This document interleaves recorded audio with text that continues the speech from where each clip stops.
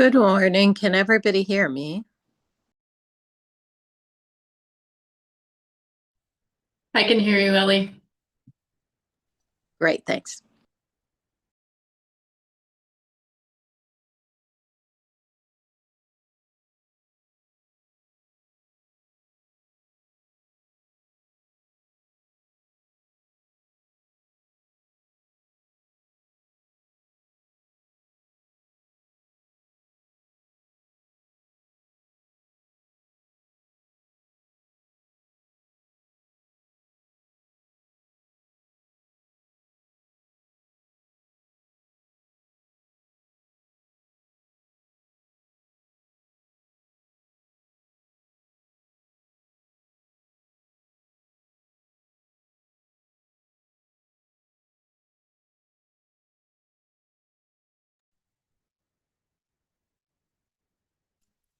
Hello, Ellie. I'm sorry, I was in the middle of something else. Yes, we can hear you.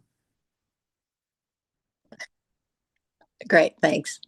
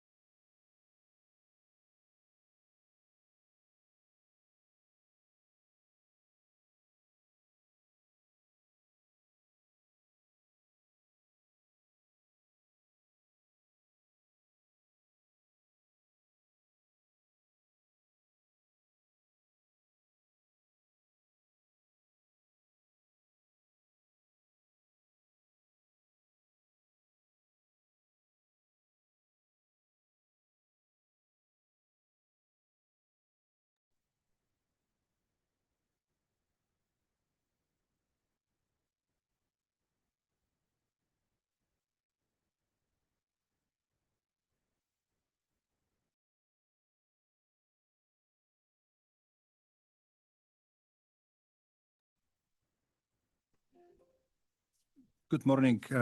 It's 10 o'clock. This is Stoyan Bumbalov. I'm the Building Standards Commission Executive Director. We'll start in a minute or so. We are waiting for one more commissioner. So apologize for a little delay. We will start shortly.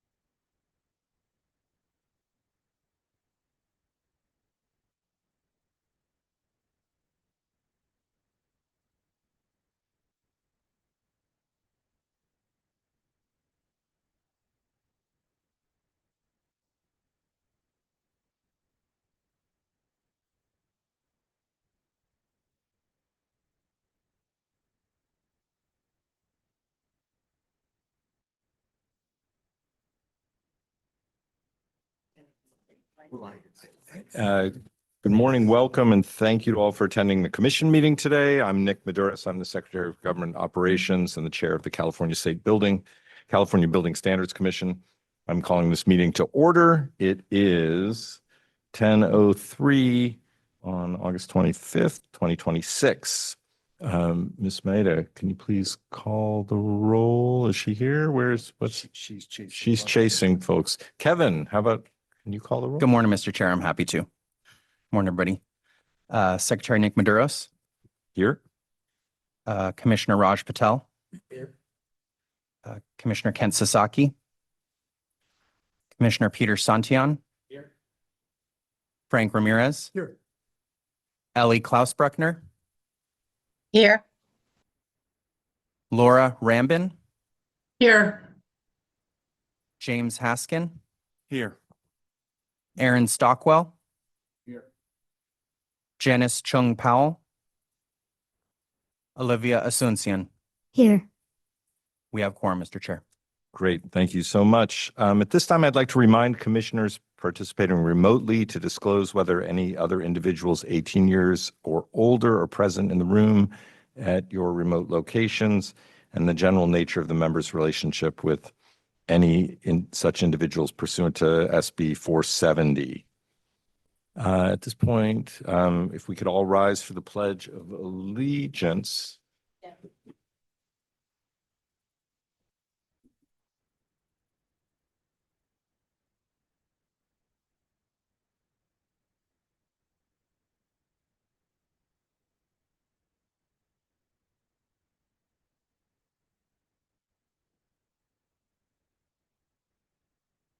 All right. Governor Newsom appointed two new commissioners in March of this year, Janice Chung Powell and Olivia May Asuncion, to 4-year term.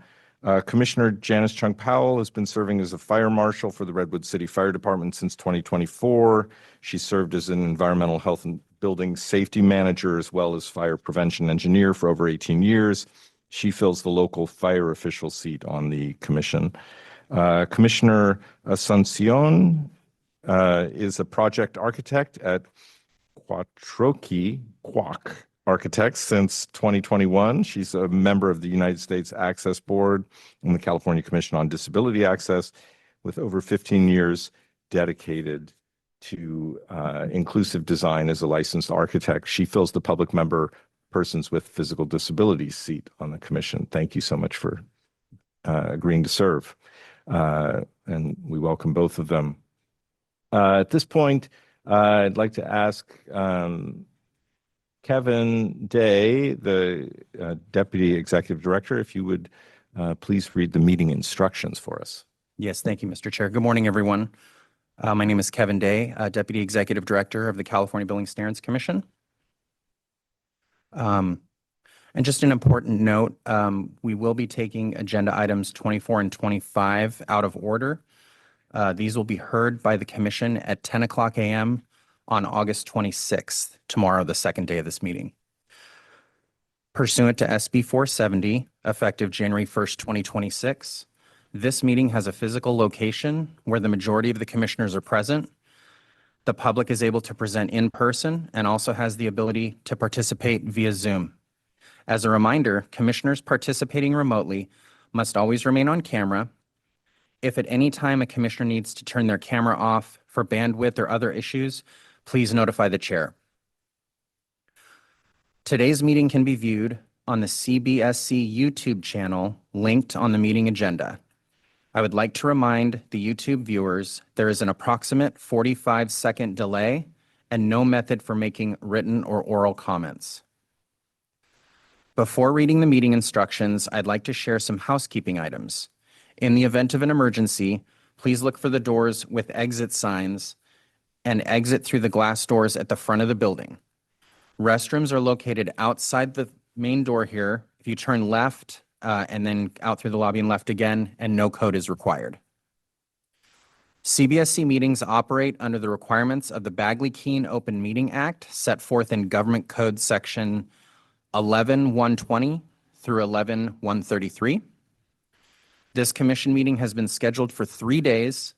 In the event the commission completes the agenda items prior to 5 o'clock p.m. on August 27th, 2026, the commission will adjourn the meeting early. We will likely break for lunch around 12:30 p.m. depending on where we are in the agenda as needed. The public attending on Zoom may provide comments by using the raised hand feature in Zoom, which I will explain more on in a moment. For members of the public attending in person, please complete a request to address the commission form if you wish to comment on a specific agenda item. The form is buff in color and is available at the table located near the meeting room entrance. Please turn the completed form in to a CBSC staff member. Instructions are provided on CBSC's webpage. If you have difficulty with the technology, please call CBSC's office at 916-263-0916. I will now read the public comment and Zoom instructions. If you wish to make a comment on a specific agenda item, please listen for the commission chair to ask for any comments from the public. The chair will first go to members of the public in the room that have submitted speaker cards. The chair will then call on members of the public participating on Zoom that have raised their hands using the raise hand feature. For those calling in on a phone, use *9 to raise or lower your hand and *6 to unmute. We will recognize raised hands and turn on the ability to speak. After you are invited to speak, you will need to unmute yourself to be heard. If you like, you may announce your name and who you are representing before making your comment. Please mute yourself when done commenting. Oh, excuse me.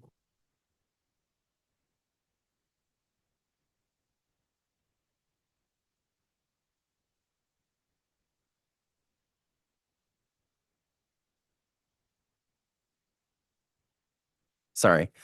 Please mute yourself when done commenting and keep in mind the 4-minute time limit for each individual speaker.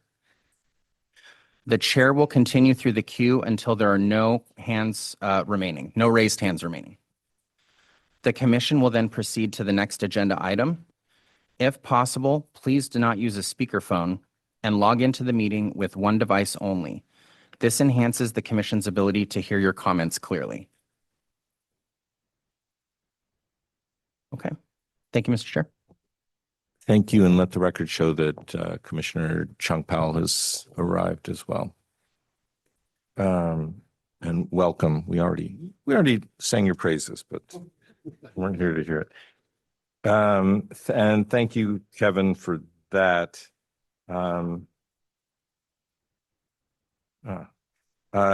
Agenda item 2 is comments from the public on issues not on this agenda. Comments regarding items not on this agenda may be briefly discussed, but no action may be taken by the commission. At this time, I would like to remind the public who wish to speak on item 2 to put yourself in the queue now by using the raised hand feature on Zoom. As Kevin mentioned, when you were invited to speak, please unmute yourself if you would like. You may announce your name and who you're representing before making your comment. Are there any members of the public in the conference center who have submitted speaker cards or wish to speak? Before we do, this is Commissioner Klaus Brickner. I am, working remotely today. I'm in Seattle, Washington. There's nobody in this house except for my 92-year-old mother. So just for the record. Okay, thank you. Okay, mission staff, were there any written comments submitted to the committee prior to the meeting? Yes, there was one written comment that's in the commissioner's e-binder from, sorry, one moment. From Kay Ligo with Child Care Law Center on multiple sections of some items the State Fire Marshal has withdrawn from their Part 2 Building Code and Part 9 Fire Code submittals. I'm not sure if they're on the line, but that comment is summarized in the e-binder. Okay, thank you. Are there any commenters online? Yes, sir. We have 8 hands raised. First one is John McKenna. Mr. McKenna? Yes, can you hear me? Yes.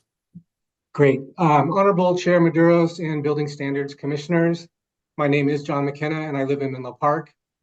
I have served on the city's Environmental Quality Commission for several years, but I am speaking today as an individual. Last year, Menlo Park raced to adopt several residential reach codes prior to the AB 130 deadline. And a few months later, these codes were approved by the Energy Commission and the Building Standards Commission. This is very good for Menlo Park, but many other jurisdictions that followed an alternate AB 130 path continue to wait for state approval. One of the great powers of local reach codes is that they can serve as proving grounds for innovative policy. And when multiple jurisdictions adopt such codes, it shows broader interest and feasibility, which quite often leads to statewide policy. I respectfully request the Commission to approve the outstanding reach codes so that those communities can realize the same health, safety, air quality, and energy efficiency benefits being enjoyed by Menlo Park and its residents. Once these codes are approved, it will likely unlock other jurisdictions to also adopt these important building code enhancements. Thank you very much for your service and for the opportunity to make a public comment on this meaningful topic. Thank you for your comments. The next hand raised is Michael Rockmees. Where'd Michael go? Oh, okay. The next hand after that is Colleen Corrigan. Good morning, commissioners. My name is Colleen Corrigan. I'm with SPUR, the San Francisco Bay Area Urban Planning and Research Association. We work with dozens of local governments and building departments on housing, transportation, and climate policy issues. I'm here today to express my frustration with the delays and uncertainty in the approval process for building codes since the AB 130 building code freeze took effect. We've spoken with leadership in the legislature and in the governor's office, both of whom assume that the language in AB 130 cleared a path for building decarbonization and climate resilience updates, but this has not been the case. There are many jurisdictions in limbo awaiting BSC approval, and many more who are considering code adoption locally but have paused their processes due to uncertainty brought on by these delays. Cities like Palo Alto, who we work with, that are preparing to update their seismic safety codes before the next earthquake, are missing out on BRIC funding for retrofits available through the California Residential Mitigation Program because they are blocked from making these code updates. I urge you to approve the building code building decarbonization reach codes with the general plan exemptions without further delay and provide further clarity to jurisdictions on the other exemptions like emergency health and safety. As we head into a severe El Nino year with frequent flooding, earthquakes, heat waves, and soaring energy bills in California, urgent action at the local level is imperative. Thank you. Thank you, Ms. Corrigan. The next hand raised is Karina Ligo. Childcare affects everyone in a community, from families who depend on it and employers who depend on working parents, to childcare providers who nurture the next generation and children who rely on their care to grow and learn. Good morning. My name is Karina Ligo. I'm a senior staff attorney at the Child Care Law Center. Significant and widespread confusion persists among cities and counties, local fire departments, and licensed family childcare homes about which Title 24 fire and life safety requirements apply in certain childcare settings. Office of the State Fire Marshal Information Bulletin 20-008 was issued in March 2021, yet family childcare providers still report that fire inspectors inconsistently apply Title 24 regulations when they move or expand their family childcare homes. For example, family childcare home providers have informed us that some fire inspectors apply the Group E requirements to their homes. Some inspectors have also told us that family childcare homes must comply with Group E requirements. This is despite the Office of the State Fire Marshal and California Department of Social Services informing us that they do not apply to family childcare homes. There has also been confusion for years regarding whether I-4 requirements apply to family childcare homes. When childcare providers are misinformed about Title 24 requirements, it causes additional financial burden and can push them out of the field altogether. This further denies California parents the childcare they need to work, attend school, and overall care for their families. The following is critical for accurate application of Title 24. Clear definitions and requirements for family childcare homes, clarification that Group E requirements do not apply to family childcare homes, and Update Information Bulletin 20-008 Guidance for Family Daycare Homes to add family childcare homes are not subject to Group E requirements, clarify any rules regarding I-4 requirements, and include other necessary updates or clarifications needed for family childcare homes. This updated guidance should be written in plain language and be in multiple languages. Cities and counties, local fire departments, and childcare providers must understand what regulations actually apply to family childcare homes. This understanding will do multiple things. It will allow childcare providers to expand and continue operating their programs safely and maintain program stability, help cities and counties and local fire departments comply with state law regarding these childcare programs, and help improve parents obtaining and retaining their childcare so they can support their families and ensure children are cared for in a thriving environment. We submitted detailed comments on May 18, 2026 and August 11, 2026, mentioned earlier, and we would welcome any opportunity to continue working with the Office of the State Fire Marshal to update the coding guidance. Should there be any questions, please do not hesitate to reach out to the Child Care Law Center. My colleague Gianni Antariano Brown can be reached by email at ginterianoBrown@childcarelaw.org. Thank you. Thank you, Ms. Ligo. The next hand raised is Danielle Myler. Good morning, Commissioners. My name is Danielle Mueller. I am the Sustainability and Resilience Manager for the City of Alameda. I'm here today to respectfully request that the Building Standards Commission approve the City of Alameda's local building energy reach code application, along with all other pending local applications without further delay. AB 130 explicitly provides clear lawful pathways for jurisdictions with approved pre-existing greenhouse gas reduction strategies to enact compliant local amendments. Alameda's code amendments adopted by City Council in December of 2025 meet the standard for exception to AB 130, and we responded to additional questions posed by the Commission about our ordinance in February, but have still yet to receive a decision. Delaying these applications creates unnecessary policy uncertainty for local planners, builders, and owners. Alameda's amendments incorporating electrical readiness during major remodels or transitioning to heat pumps during routine air conditioner replacements is cost-effective and can save on utility bills while improving indoor air quality and reducing greenhouse gas emissions.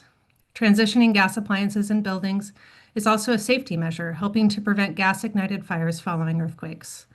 Alameda cannot achieve its urgent climate goals and protect the health and safety of our residents without these foundational policies. Implementation of code amendments like these adopted by Alameda also help the state meet its climate goals. The state legislature gave local governments a deliberate legal pathway under AB 130 to advance local climate goals while housing production is streamlined. Alameda and other cities have met our legal burden. We urge the Commission to fulfill its role by approving our application without further delay so we can implement these vital public health and environmental protection policies for the benefit of our community. Separately, Alameda would also like to be able to amend our local building code to address seismic retrofits of soft-story apartment buildings to help building owners take advantage of BRIC funding through the California Earthquake Authority.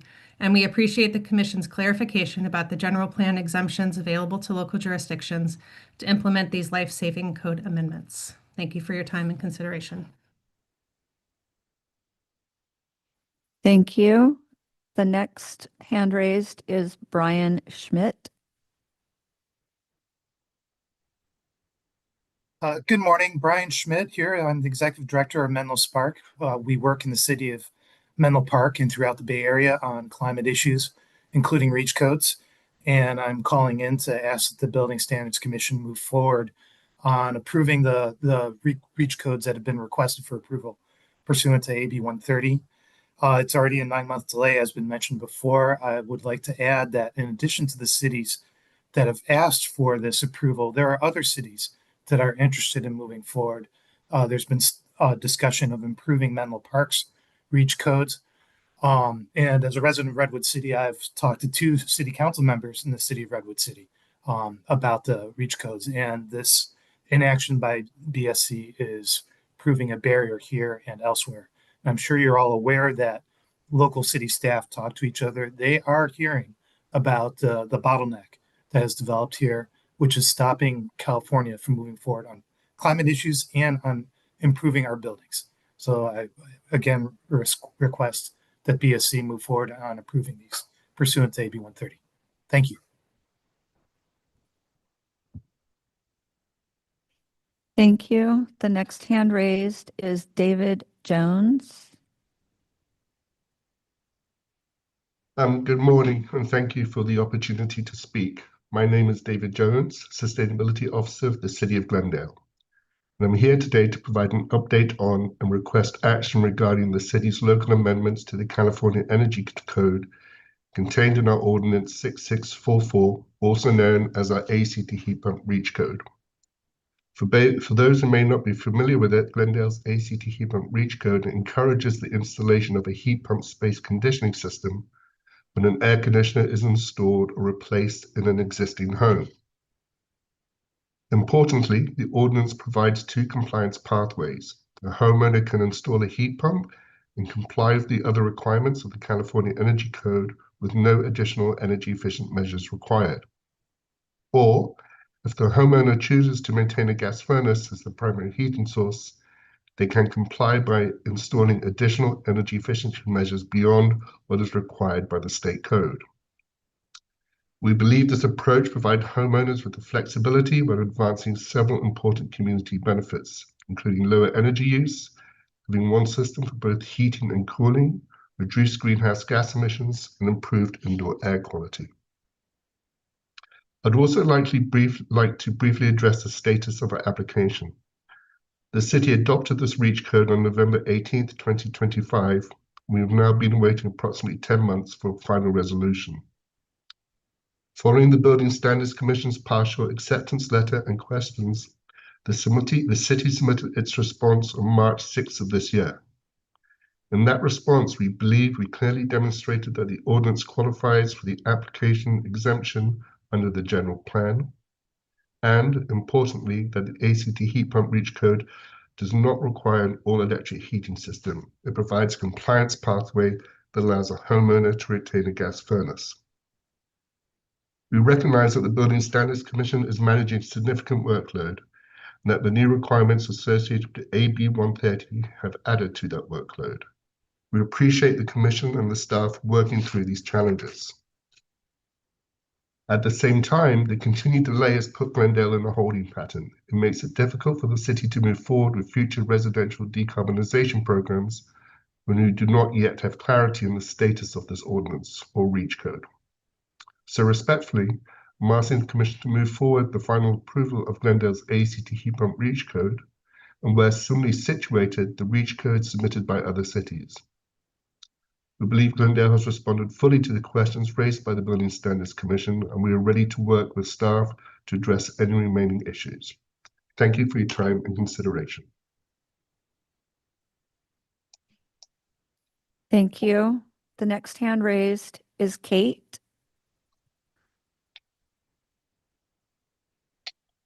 Hello, my name is Kate Unger. I'm also calling about local REACH codes that are on hold awaiting Building Standards Commission approval. And I'm specifically also calling in about the REACH code in Glendale that David Jones just spoke about. I'm a resident of Glendale, and I have been advocating here locally for decarbonization of the built environment for several years. And I'm a strong supporter of the ordinance David Jones just described. This is a very smart policy. The ordinance was passed in November 2025 with the intent that it would go into effect in January 2026. It should be in effect, but it has been in the Building Standards Commission's hands for several months now. And this is a case where the ordinance clearly meets the requirements of AB 130. Your staff sent a number of questions to Glendale in February, and Glendale staff responded in March with detailed information about how the ordinance falls under AB 130's exception, commonly called the general plan exception.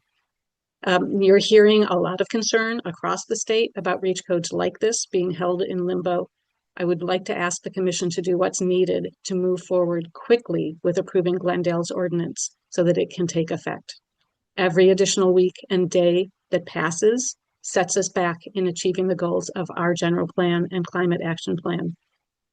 Thank you very much. Thank you. The next hand raised is Dan Brotman. Hello, can you hear me? Yes, we can. Yeah, okay. Good morning, commissioners and staff. My name is Dan Brotman. I'm a council member at large serving the nearly 200,000 people of Glendale. We've been on a multi-year journey to meet our climate and clean air goals. On the building electrification side, it started with an all-electric REACH code that we adopted unanimously in November 2022 after years of hard work. Fortunately, the Ninth Circuit Berkeley case forced us to suspend that code in June 2024. So we then started working on an alternative approach, an AC replacement to heat pump code for single-family buildings. We designed this code to be fully compliant with the Berkeley decision, and David Jones just laid that out a moment ago. In the midst of this work, AB 306 was going through the legislature, and we worked closely with the author of AB 306, Assemblymember Schultz, who happens to represent Glendale, to understand the exceptions he was developing to the 6-year moratorium on building code changes. As you all know, the building code language of AB 306 was folded into the budget trailer of AB 130. We did extensive legal analysis to confirm that we met the requirements of the general plan exemption in that bill, We were very careful that our code would hold up to any legal challenge. We ended up passing the code in November 2025, 3 years after our first attempt to get polluting gas out of buildings. We thought it would be a straightforward process to get BSC certification, but it's been over 9 months of waiting with very little explanation of how we're falling short. To me, this is unacceptable. The intent of the legislature was clear. I understand the commission is under a lot of pressure with all the changes brought by AB 130, but it's not fair to our residents that we cannot deliver on our climate and clean air goals. And it's not fair to the legislature, especially to Assemblymember Schultz, who designed the building code language and exceptions that eventually went into AB 130, and who made commitments to all of us that AB 306/130 would not interfere with the climate goals documented in our general plan. So I'm urging the commission to please find a way to approve our application without further delay. Thank you. Thank you. The next hand raised is Anna Capstick. Good morning, Chair and Commissioners. My name is Anna Capstick, and I'm an Energy Programs Analyst with Central Coast Community Energy, or 3CE. 3CE respectfully urges the Building Standards Commission to resolve delays affecting local REACH code applications under the exceptions listed previously now of Assembly Bill 130 and provide a clear pathway for jurisdictions seeking to implement these qualifying local building standards. As the public agency providing energy to California's Central Coast, 3CE works closely with local governments to advance solutions that reduce energy costs and improve efficiency for residents and businesses. The uncertainty surrounding AB 130 is affecting jurisdictions that have invested significant resources in developing and adopting these REACH codes. REACH codes help lower the cost of homeownership and renting by encouraging efficient technologies when equipment is being replaced or buildings renovated. Delays risk missing these cost-effective replacement opportunities and postpone household savings at a time when Californians are already facing significant affordability pressures. AB 130 provides a pathway for qualifying local amendments aligned with previously adopted general plans and greenhouse gas reduction strategies. Local governments need clarity and timely action from the state to use this pathway effectively. 3CE respectfully asks the Commission to provide clear guidance for implementation and move forward qualifying REACH code applications without further delay. Doing so will provide greater certainty for local governments and help communities advance practical solutions that lower costs, improve efficiency, and support California's climate goals.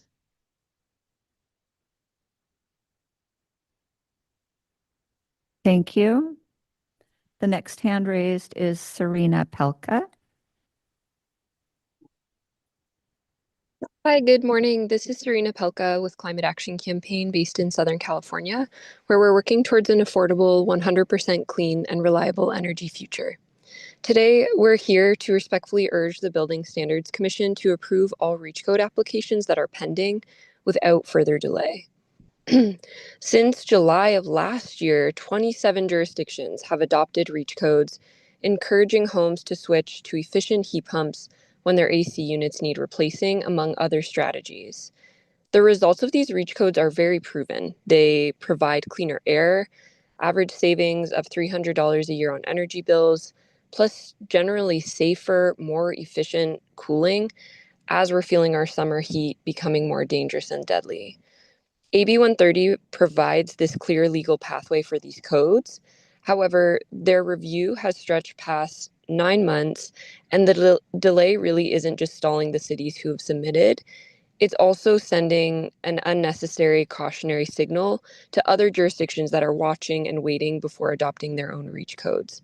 Every month of inaction really slows momentum statewide, preventing more and more California families from accessing the very real clean air and cost-saving benefits of these codes. So we respectfully ask that you finish what communities across the state have already lawfully adopted and to keep California moving forward, not backward. Please urgently approve all the pending REACH codes. Thank you. Thank you. The next hand raised is Tracy Flor Figueroa.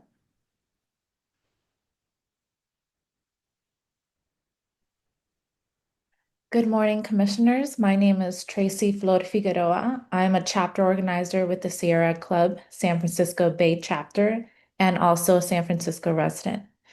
I'm here today to respectfully urge Commission to approve all pending electrification, decarbonization REACH codes without any further delay. Across the Bay Area, our communities are confronting rising energy costs, unhealthy indoor air, and increasingly dangerous heat.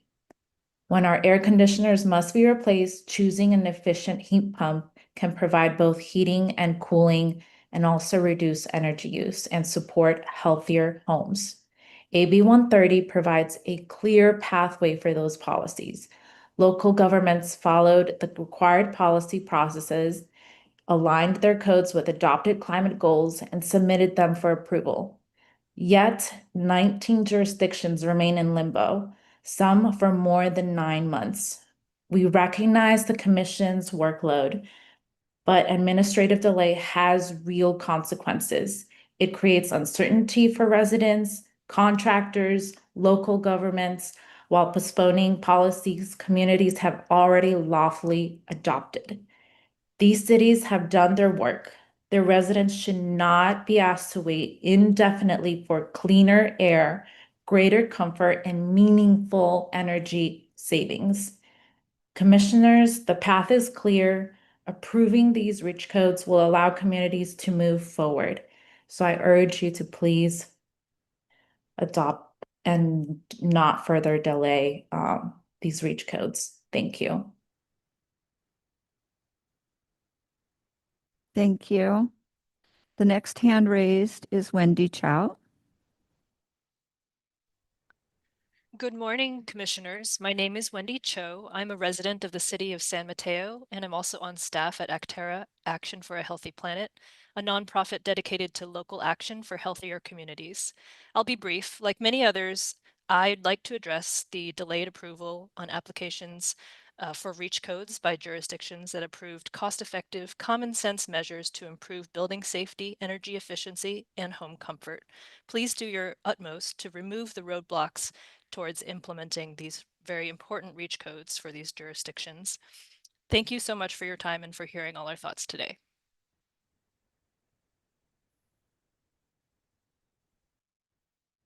Thank you. The next hand raised is Michael Rockmus. Thank you for calling on me again. I think I lowered my hand instead of unmuting. Good morning, Commissioners. Thank you for the opportunity to comment today. I'm Michael Rockmus, the Policy and Advocacy Manager for U.S. Green Building Council, California. Our mission is to make California more sustainable, resilient, and equitable for all.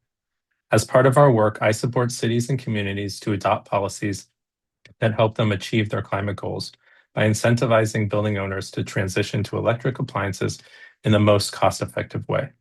This includes REACH codes for existing residential buildings, including the AC to heat pump REACH code, FlexPath, and electric readiness, which originated in the voluntary CalGreen policy. This morning, you've heard the frustration of local government and advocates that these policies have not yet been approved by the BSC. I've watched city staff spend months working on these policies, doing community outreach, developing staff reports. City attorneys have closely reviewed these policies to make sure they are compliant with the Ninth Circuit decision in Berkeley versus California Restaurant Association and California's AB 130. As you've heard, this option was very specifically included by legislators when they passed AB 130. City attorneys are notoriously conservative when it comes to deciding whether policies will pass legal muster. So a number of cities went through every step of the REACH code process last year and this year, including being adopted by their city councils. And at every step, they determined that this policy was AB 130 compliant and what was best for their communities and their residents. And after up to 10 months, they've not been able to implement these policies due to the lack of approval by the Building Standards Commission. So I'm really excited to see these policies go into effect, and I request that you accelerate the process for reviewing and approving these policies. Thank you. Thank you. There are no other hands raised, Chair. Thank you for those comments. We appreciate it. And I would just point out, I appreciate the frustration from the commenters. The CBSC has received, I think, over 500 ordinances this cycle and is doing their best here to work through them. And we hope to have those worked through soon. So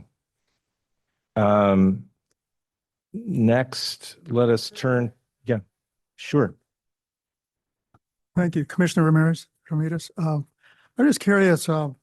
First of all, I echo what you just said. Really appreciate these communities coming forward and doing their efforts at decarbonization. That's great for the state of California.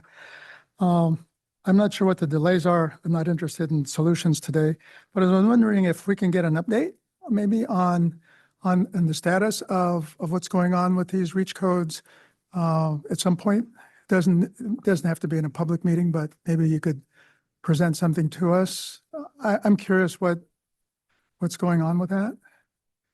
Again, I'm not looking for a solution today, Yeah, but I just would like an update on what's happening. I'm not sure how we would. I mean, I think they're working through them. There are, how many are there? We have about 20, About 20 mixed fuel ordinances that are not done yet. And we are coordinating with our legal. We are in a constant discussions about this, trying to find the right way to complete the services. So they're not the same. There are different flavors in each. And obviously these folks who testified today are aware of that, the differences and the delays and why and so forth. I assume they are. Again, we received more than 500 ordinances. I understand. And the bad part is that we received 200 of them. So we get only one. Mr. Babalov, I'm sorry, I'm interrupting. Yeah, Sorry. nobody, yeah, they can't hear you online. Stoyan Bumble, the Building Standard Commission Executive Director. So we have 20 left, and again, we received more than 500 ordinances. There are 560 jurisdictions in California, so we're doing our best. There was it was cited, the Ninth Circuit Court of Appeals. There was a decision back in 2023. There are two different decisions on the Second Circuit Court of Appeals, Ninth Circuit Court of Appeals. So it's not that simple. We're doing our best to complete this ordinance. And I understand that. I wasn't looking for a solution. I just want to understand what the issues are. That's all. And you have explained a couple of them. I didn't know about the lawsuits, but things of that nature, I think, help me understand better what's going on. Appreciate that. And if there's any other feedback you can give us, I would appreciate that as well. Thank you. All right. Thank you for that. Let's turn to item number. During that discussion, another hand was raised in the public. Do you want to take that on this agenda item?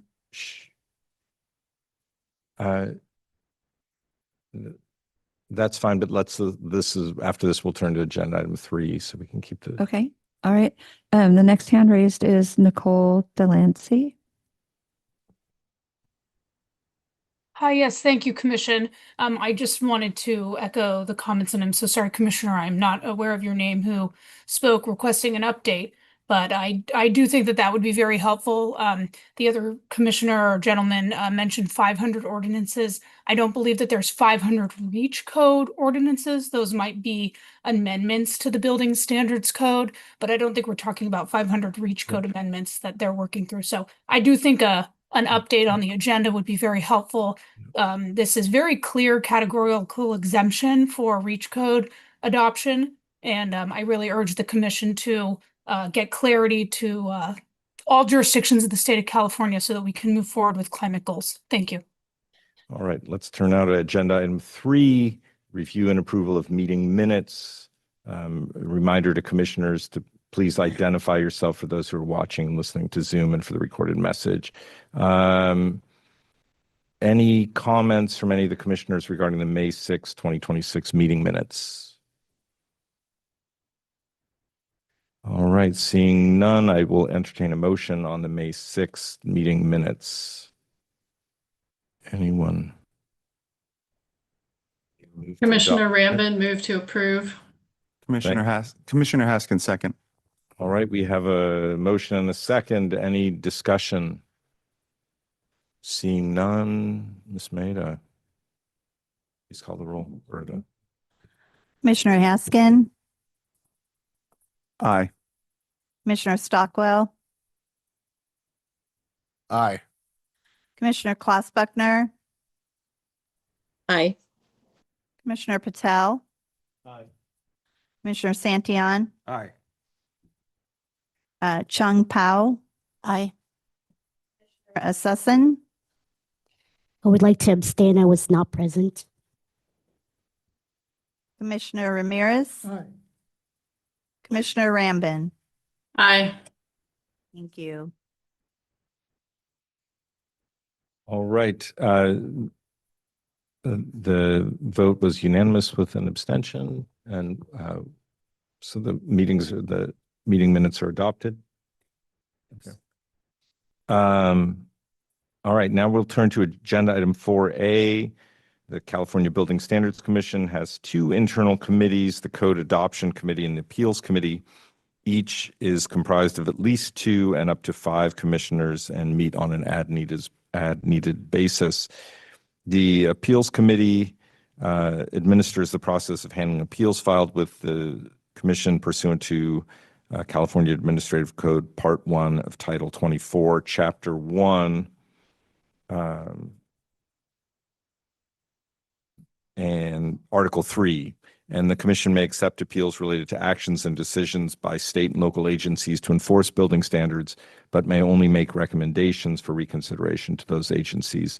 The Commission has no authority to overturn a decision when the matter is within the jurisdiction of that state or local agency. Currently on the Appeals Committee are members Sasaki, Klaus Bruckner, Rambin, and Haskin. We have one vacant position since Commissioner Alegre retired, and so I'm wondering if we have any, if all of the current Appeals Committee members would like to remain on the Appeals Committee, so we know how many vacancies we've got to fill. Anybody currently serving or does everybody who's currently serving want to remain on the Appeals Committee? Yes. Okay. Well, then we've got one vacancy there.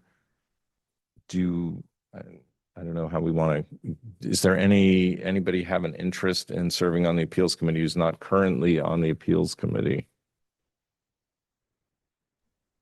If I may, maybe we should briefly explain what the Appeals Committee is for the new commissioners, just in case they're not aware.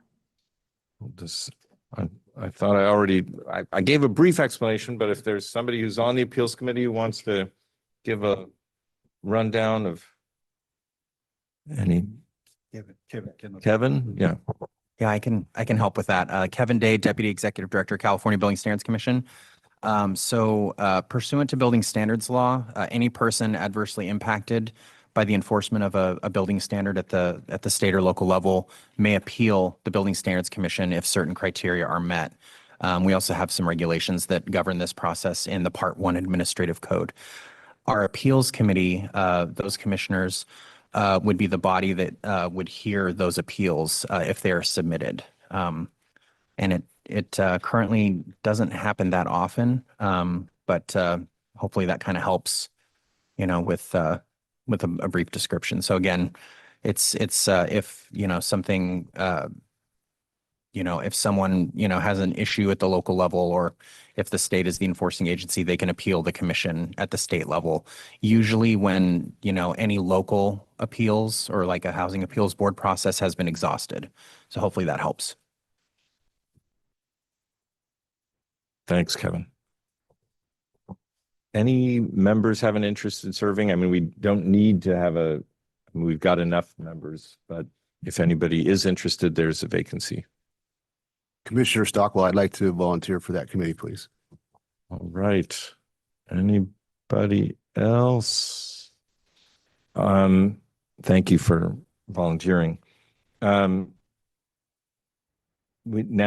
Before we get to determining that, are there any members of the public who'd like to comment on this item?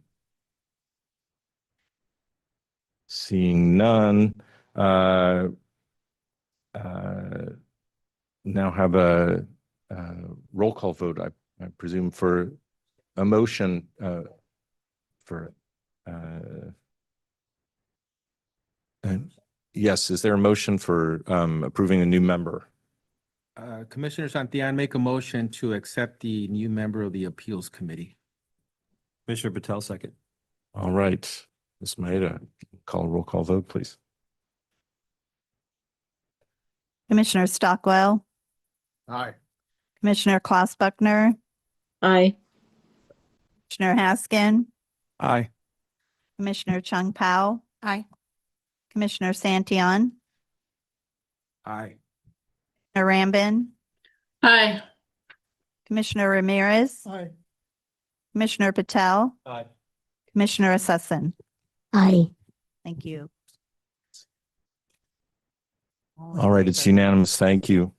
And congratulations. Now we'll turn to item 4B. This relates to the Code Adoption Committee. The purpose and responsibilities of the Code Adoption Committee include selecting members for the Code Advisory Committees, identifying methods of improving the state's building code adoption process, and participating in the development and adoption of model building codes. The current members of the Code Adoption Committee are Commissioners Patel, Sasaki, Santillan, and Ramirez. We have one vacant position since Commissioner Mikaten retired. Do all of the current members, so we'll do the same thing here. Everybody who's on the Code Adoption Committee, would you all like to remain serving? Anybody want to come off the Code Adoption Committee? Seeing none, we then have one vacant position. Is anybody interested in joining the Code Adoption Committee who's not currently on the Code Adoption Committee? This is Commissioner Klaus Brickner. If nobody else is volunteering, I would like to get on the Code Adoption Committee. I was on there before, but I thought I'd step down to let others experience that committee. Joy, yes. Okay, well, we do have a couple new members who aren't on any committees. I don't know if they have an interest in serving or not, or they can sort of get their feet wet and acclimate themselves first. But before we have members on two committees, maybe we'd see if anybody who's not on one wants to serve on one, but that's no pressure. This is Commissioner Asuncion. I am interested in joining the Code Adoption Committee if that is possible. In that case, this is Commissioner Klaus Brickner. I will step down and or non-volunteer myself. All right. Thank you for that. All right. At this point, are there any comments from any commissioners? Any other comments? Any comments from the public on this matter? No hands raised. All right. Is there a motion to approve Commissioner Asuncion as a member of the Code Adoption Committee? Commissioner Santillan, I make the motion to accept and welcome Ms. Asuncion. Commissioner Asuncion. Is there a second? Commissioner Rambin, second. Yeah, Laura. All right. Ms. Maeda, please call the roll. Commissioner Rambin, Aye. Commissioner Ramirez, Aye. Commissioner Stockwell, Aye. Commissioner Chung Pao, Aye. Commissioner Assesson, Aye. Commissioner Klaus Buckner, Aye. Commissioner Haskin, Aye. Commissioner Santillan, Aye. Commissioner Patel. Aye. Thank you. All Thank in you. favor. And congratulations. Commissioner. All right, now we'll turn to the sort of meat of today's meeting. Agenda items 5 through 25, state proposing agency rulemakings for the 2025 intervening code adoption cycle. The commission will hear, discuss, deliberate, and take action on the agenda items below regarding proposed amendments to various parts contained in the California Building Standards Code, Title 24, California Code of Regulations. The commission review will be guided by 9-point criteria established in Health and Safety Code, Section 18930, and the requirements in Health and Safety Code, Section 18942. Agenda items, as was mentioned earlier, agenda items 24 and 25 will be taken out of order and heard by the commission beginning tomorrow morning at 10 a.m. So let's turn to agenda item 5, which is the Department of Housing and Community Development proposed adoption of amendments to the 2025 California Green Building Standards Code, Part 11. Will the representatives of HCD please introduce yourselves and provide an overview of item 5?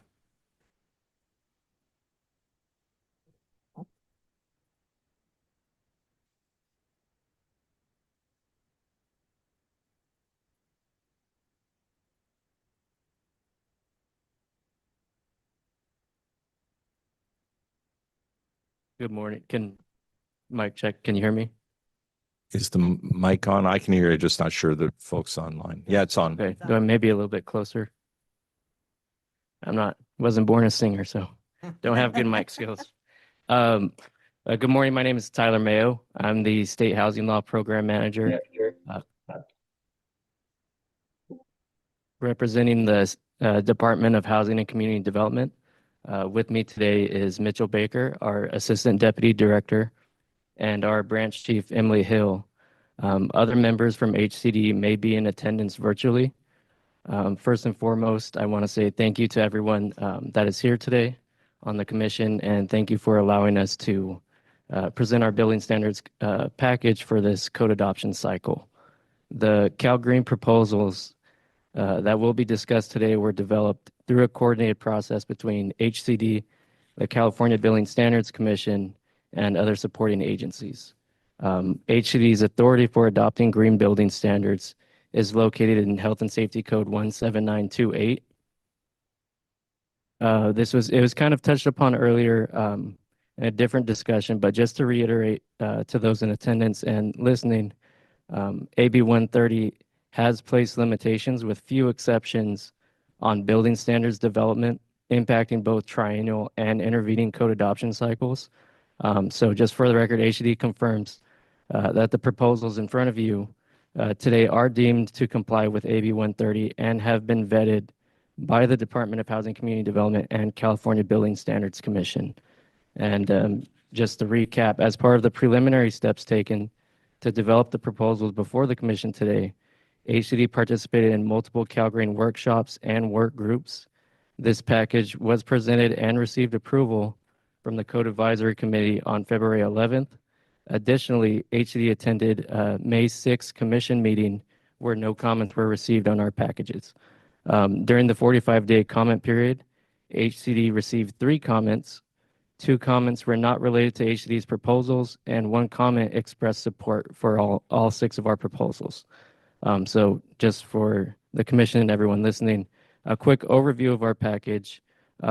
The 6 items within this package, the proposed amendments in items 1, 2, 3, 5, and 6 consist of section renumbering and minor section reference changes.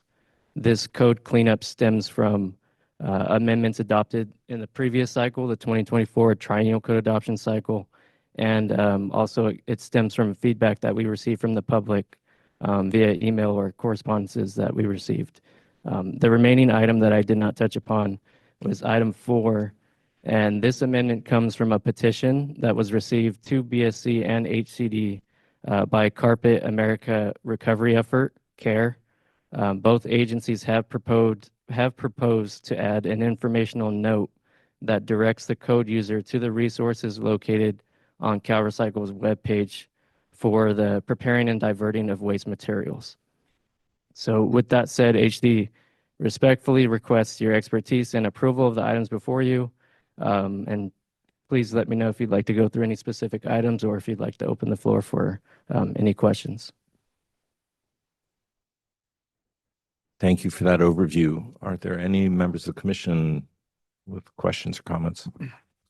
And Commissioner Haskin, I just want to make a quick comment, just to express appreciation for your efforts in making sure that you're following not only the letter, but also the spirit of AB 130, making our review process a lot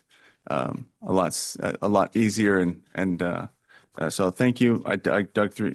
You have the fortunate position of being the first section we're discussing and first item on the agenda, which meant is the first one we dig into in detail. And no, I appreciate your that I can confirm. I confer that it's it does appear that all of the changes are just clarifying in nature, and if anything, make it a little easier to interpret without having to cross-reference the definition. So thank you.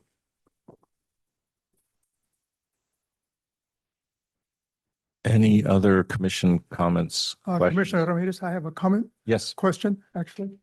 Couldn't help but notice, and I realize it's an NA on the idea of affordable housing that was suggested by Vince Pastore back in April 21, 26. And that is some inconsistency of housing law and building standards. I know that's not for vote today. Is that something I can discuss or not? Yes? Is it It's related to item 5? It's certainly in the River staff report, yes. So I will address it since it's in their staff report. You can. So the one thing that caught my eye, and this gentleman has indicated that the small units are being burdened by You may want to talk into the microphone just to make sure people I'm online sorry, can. by regulations that are more fitting for larger units. Now, I don't know the context, so I'm just saying what he said, and you can answer. But the one thing that caught my eye is he said, yeah, this is not applicable, and I get that. But then you said that HCD may engage in this topic during a future code adoption. The thing that caught my interest is where you say may. So I would really love to see that item addressed, not a may, but for sure. I'm wondering, what is your thinking on this subject? Yeah, thank you for the comment. This is Mitchell Baker with HCD. So when we approach any sort of proposals, whether it comes formally through this process or directly through HCD, we consider a lot of things. Our existing statutory authority to develop building standards and also the provisions of AB 130. So 130 definitely puts a limitation on what we can do, both during intervening and triennial cycles differently. And during this intervening, there's certainly some restrictions there. So we have to consider these things in alignment with both our statutory authority and the new provisions of AB 130. And so that's why there's a may there. We haven't assessed it. It's not part of this proposal. So we need to fully assess it when we have an opportunity to do that and when AB 130 permits it, if that makes sense. But yes, we consider all proposals that come our way, whether through the formal process or directly as a comment to HCD. Thank you. I do appreciate it. It's not applicable today in this discussion 130. I get all that. But nonetheless, I think it's still a relevant issue that I think needs at least for you folks to take a look at it. And that's why I suggested rather than a may, and I understand why you have the may, but maybe there's a way at some point down the road, you might be able to address it. I'd be very curious in hearing your feedback on that item. Thank you. Appreciate the comment. Thank you. Any other comments or questions from commission members? Any comments from the public in the room?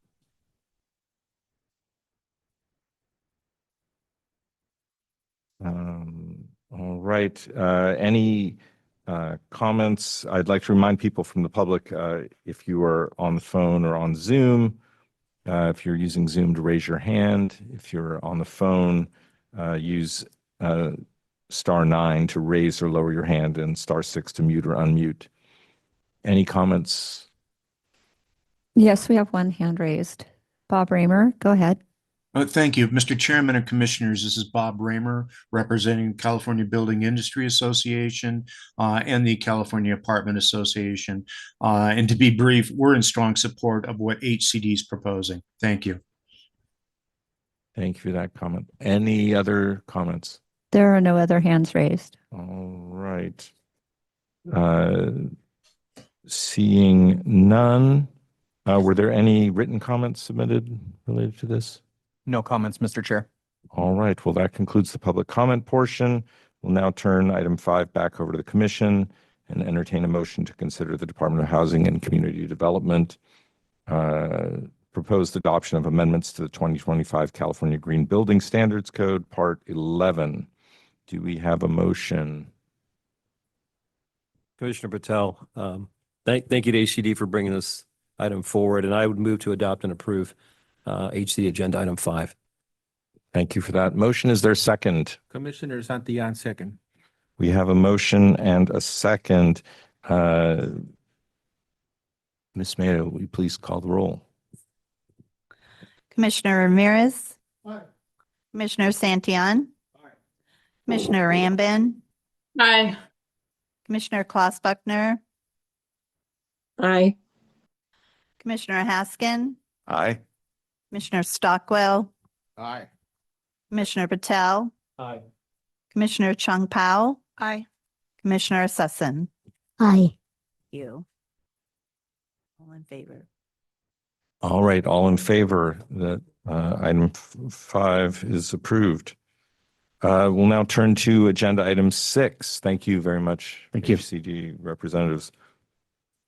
Agenda item 6 is the California Building Standards Commission proposed adoption of amendments to the 2025 California Green Building Standards Code, Part 11. Will the representatives from the California Building Standards Commission please introduce yourselves and provide an overview of item 6? Good morning, Mr. Is that on? Good morning, Committee Chair Maduros and fellow commission members. For the record, my name is Tim Freeman. I'm an associate architect with the California Building Standards Commission. Today, I will be presenting BSC's Part 11 CalGreen proposals for non-residential occupancies within BSC's authority as part of the 2025 intervening code adoption cycle. For the record, BSC's CalGreen code rulemaking file is BSC 0325. Throughout the first half of 2025, BSC conducted several pre-cycle workshops pertaining to embodied carbon reduction, electric vehicle charging, and other CalGreen proposals.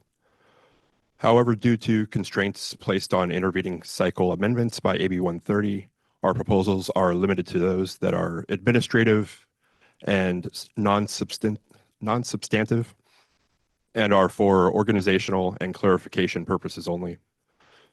The proposed amendments to non-residential occupancies within CalGreen include correcting and consolidating embodied carbon reduction provisions, editorially correcting and clarifying specific bicycle parking and electric vehicle charging requirements. Proposed changes do not materially alter the substance or the intent of the existing code provisions in compliance with AB 130. During the 45-day public comment period, we did receive one public comment in favor of approving all items recommended by the CAC. Mr. Chair, would you like me to discuss each of the proposed items, or is there otherwise a particular item that you would like me to present? That's fine. We'll see if you just be available in case there are questions on specific items. But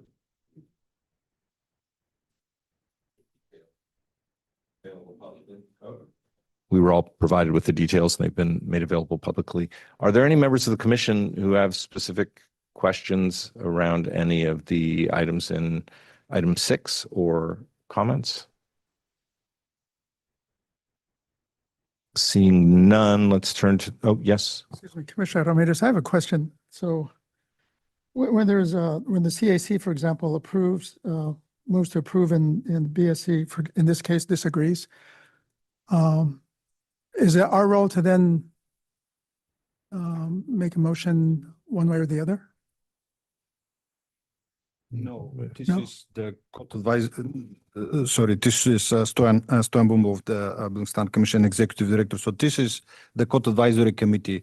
And it sounds odd when the CAC says approve and we say disagree, but further in the rationale, we are providing a comment why we disagree and what was changed in the initial submittal, in the initial final express terms. So it's not something you can, if you want, you can ask questions or the commissioners can discuss it, but just a formality that clarifies if something was changed to the language, initial language, what was changed.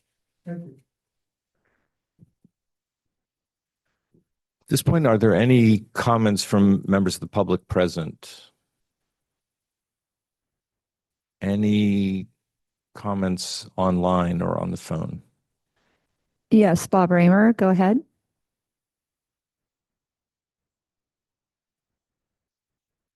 Mr. Raymer? Yeah, sorry, we had to get unmuted.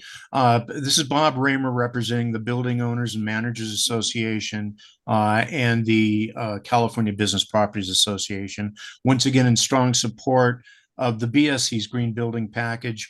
I have to say they had to do a ton of work to revise the package to comply with AB 130. However, those items that they had to sort of withdraw temporarily are already being worked on for the triennial update, which is good news. So with that, we strongly support adoption today. Thank you. Any other comments online or on the telephone? There are no other hands raised. Did we receive any written comments in advance? Building Standards Commission received one comment in advance of the commission meeting from Charlie Ray, Calcema, in support of the proposal. Thank you. All right. Seeing no further comments, that concludes the public comment portion. We'll turn item 6 back over to the commission and entertain a motion to consider the California Building Standards Commission BSC 03-25 proposed adoption of amendments to the 2025 California Green Building Standards Code, Part 11. Is there a motion? Don't be shy. Commissioner Ramirez, so move. Thank you for the motion. Is there a second? Commissioner Chung Powell, second. We have a motion and a second. Ms. Maida, please call the roll. Commissioner Haskin, Aye. Commissioner Stockwell, Aye.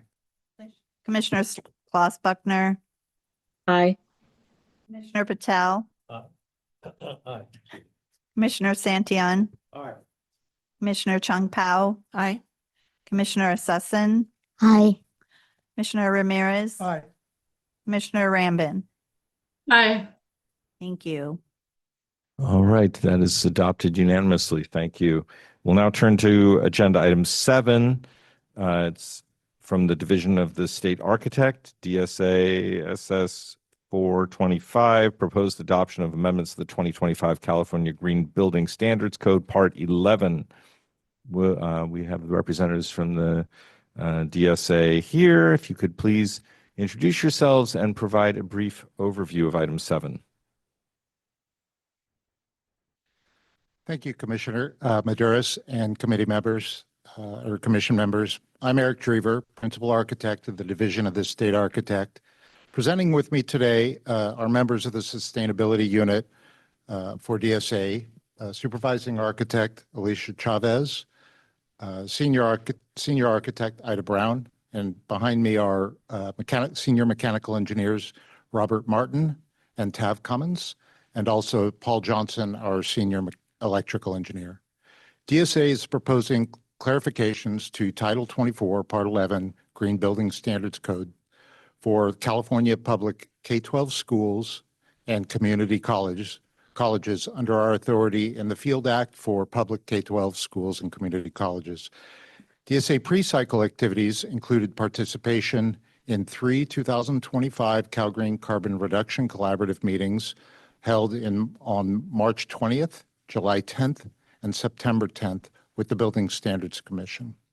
Additionally, DSA hosted a CalGreen stakeholder meeting on August 20th, 2025, where DSA solicited petitions, presented proposed amendments, and received public input. DSA presented proposed amendments to the Green Code Advisory Committee on February 11th, 2025, and the 45-day public comment period was conducted from March 27th through May 11th, 2026. At this point, I'll pass the presentation over to Alicia, who will manage the remainder of the presentation. Hello, I'm Alicia Chavez, Supervising Architect at the Division of the State Architect.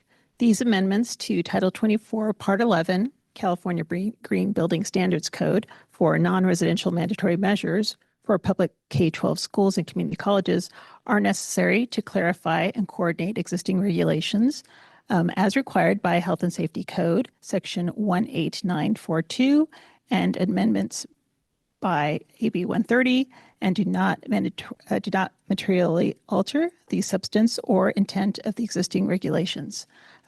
We are ready to proceed at your direction.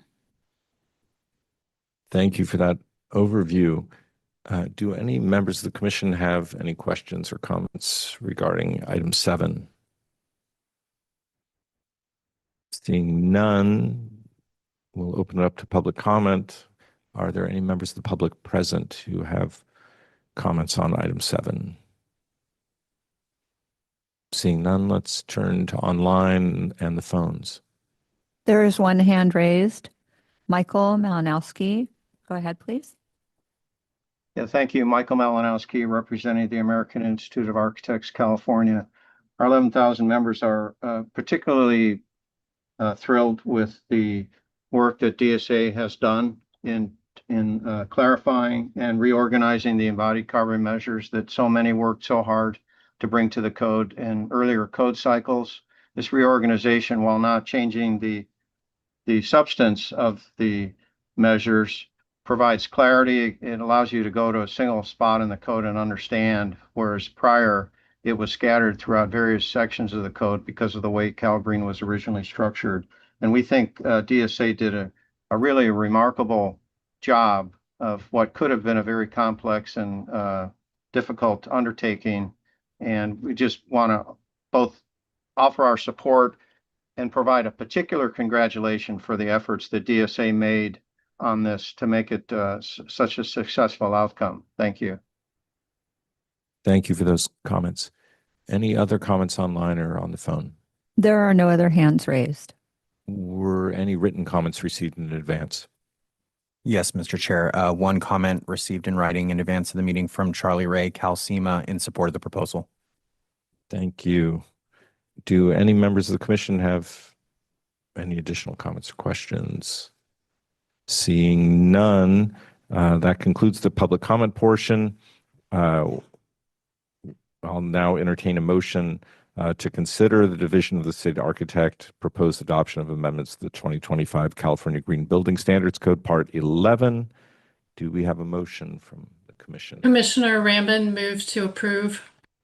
Thank you for that. Do we have a second? Commissioner Santillan, second. We have a motion and a second. Ms. Manda, please call the roll.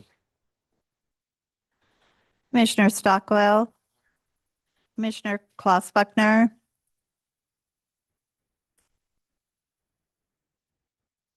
I see you. You say hi. I saw her, she said hi. Commissioner Haskin, Aye. Commissioner Chung Pao, Aye. Commissioner Santillan, Aye. Commissioner Rambin, Aye. Commissioner Ramirez, Aye. Commissioner Patel, Commissioner Assessin. Aye. Item 7 has passed unanimously. Thank you for that. We'll now turn to agenda item 8, the Division of the State Architect Structural Safety, proposed adoption of amendments to the 2025 California Administrative Code Part 1. Looks like we have a new representative from DSA joining us. If you would please introduce yourself and provide a brief overview of agenda item 8.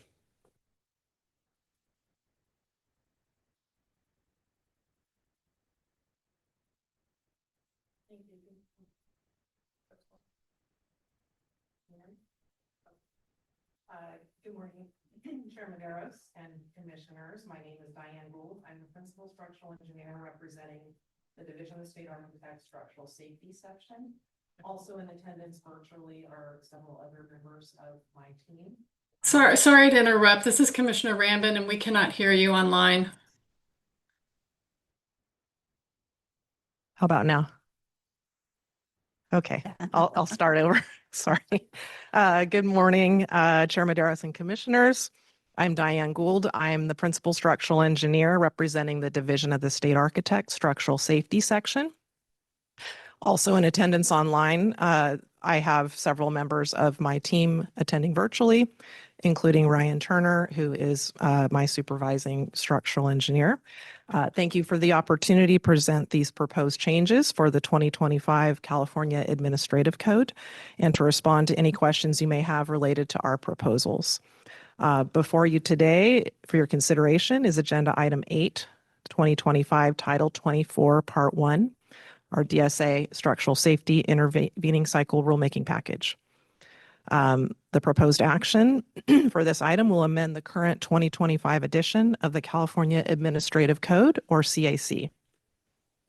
I wish to emphasize that the proposals included for this Part 1 package consist of editorial adjustments in order to address clarity and consistency. The proposals consist of clarifying, conforming, or coordinating changes that are necessary to facilitate the enforcement or incorporation of existing code or legislative requirements, or align with current practice in compliance with Section 18942A2A of the California Health and Safety Code as modified by AB 130. Effective June 30th, 2025, regarding allowable proposals for intervening code requirements. In addition to pre-cycle rulemaking outreach, which involved engagement with our PSCC, which is our Public Schools Construction Collaborative, as well as a public meeting held in February of 2025. Our Part 1 package was heard at the BFO SDLF Code Advisory Committee hearing on February 17th, 2026. We received recommendations from the committee for approval on all items, and we accepted those recommendations. Subsequent to the Code Advisory Committee meeting and prior to the 45-day public comment period, we made the decision to withdraw items 4 and 5, which involved repealing language from Articles 10 and 11, and that was because at that time we were planning to relocate that language to Title 21. However, the decision has been made to that those articles will remain in Title 24 at this time, and therefore the two proposals, items 4 and 5, to repeal them has now been withdrawn. We submitted our proposals for a 45-day public comment period, which ran April 3rd through May 18th, 2026. We received no public comments on our Part 1 package during that 45-day review. DSA also attended the May 6th Commission meeting regarding AB 130, and no comments were received on this package during that meeting. The Department of Finance Form STD 399, which is the Statement of Fiscal and Economic Impact for this Part 1 package, has been approved and signed by the department, agency, and the Department of Finance. Also, in accordance with the 9-point criteria, the State Fire Marshal has reviewed our proposals and provided written approval.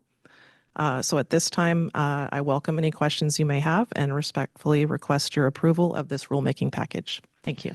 Thank you for that overview.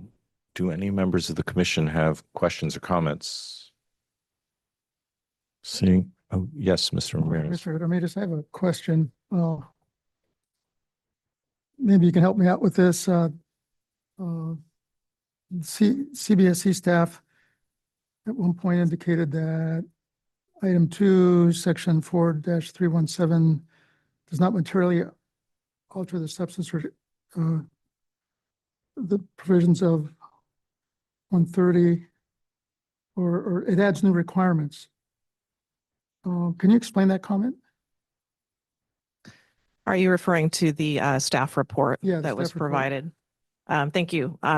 Yeah, actually, I prepared a response to that because when DSA first received the BSE staff report with the analysis regarding that item 2, which is our proposal for section 4-317 of the CAC.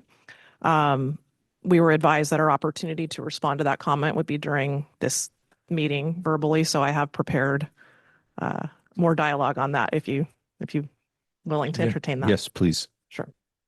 Okay, so to address the comments in the staff report, the first thing I would like to clarify is that the requirement to submit a site plan with buildings identified is not a new requirement for submittal to DSA.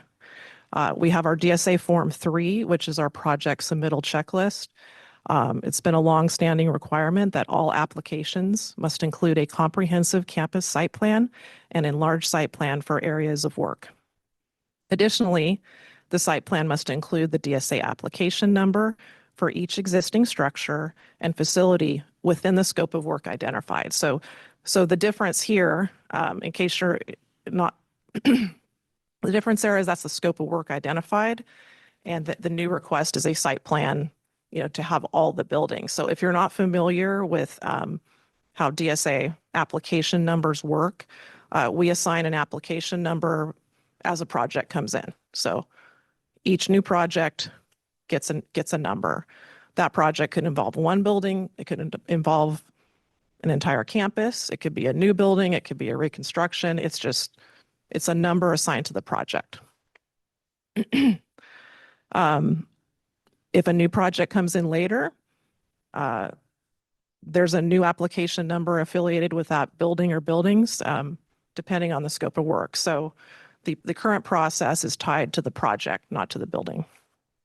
So the only new element in this proposal is not the implementation of a site plan, but we're proposing a process by which a unique number will be assigned to each building on a particular school site.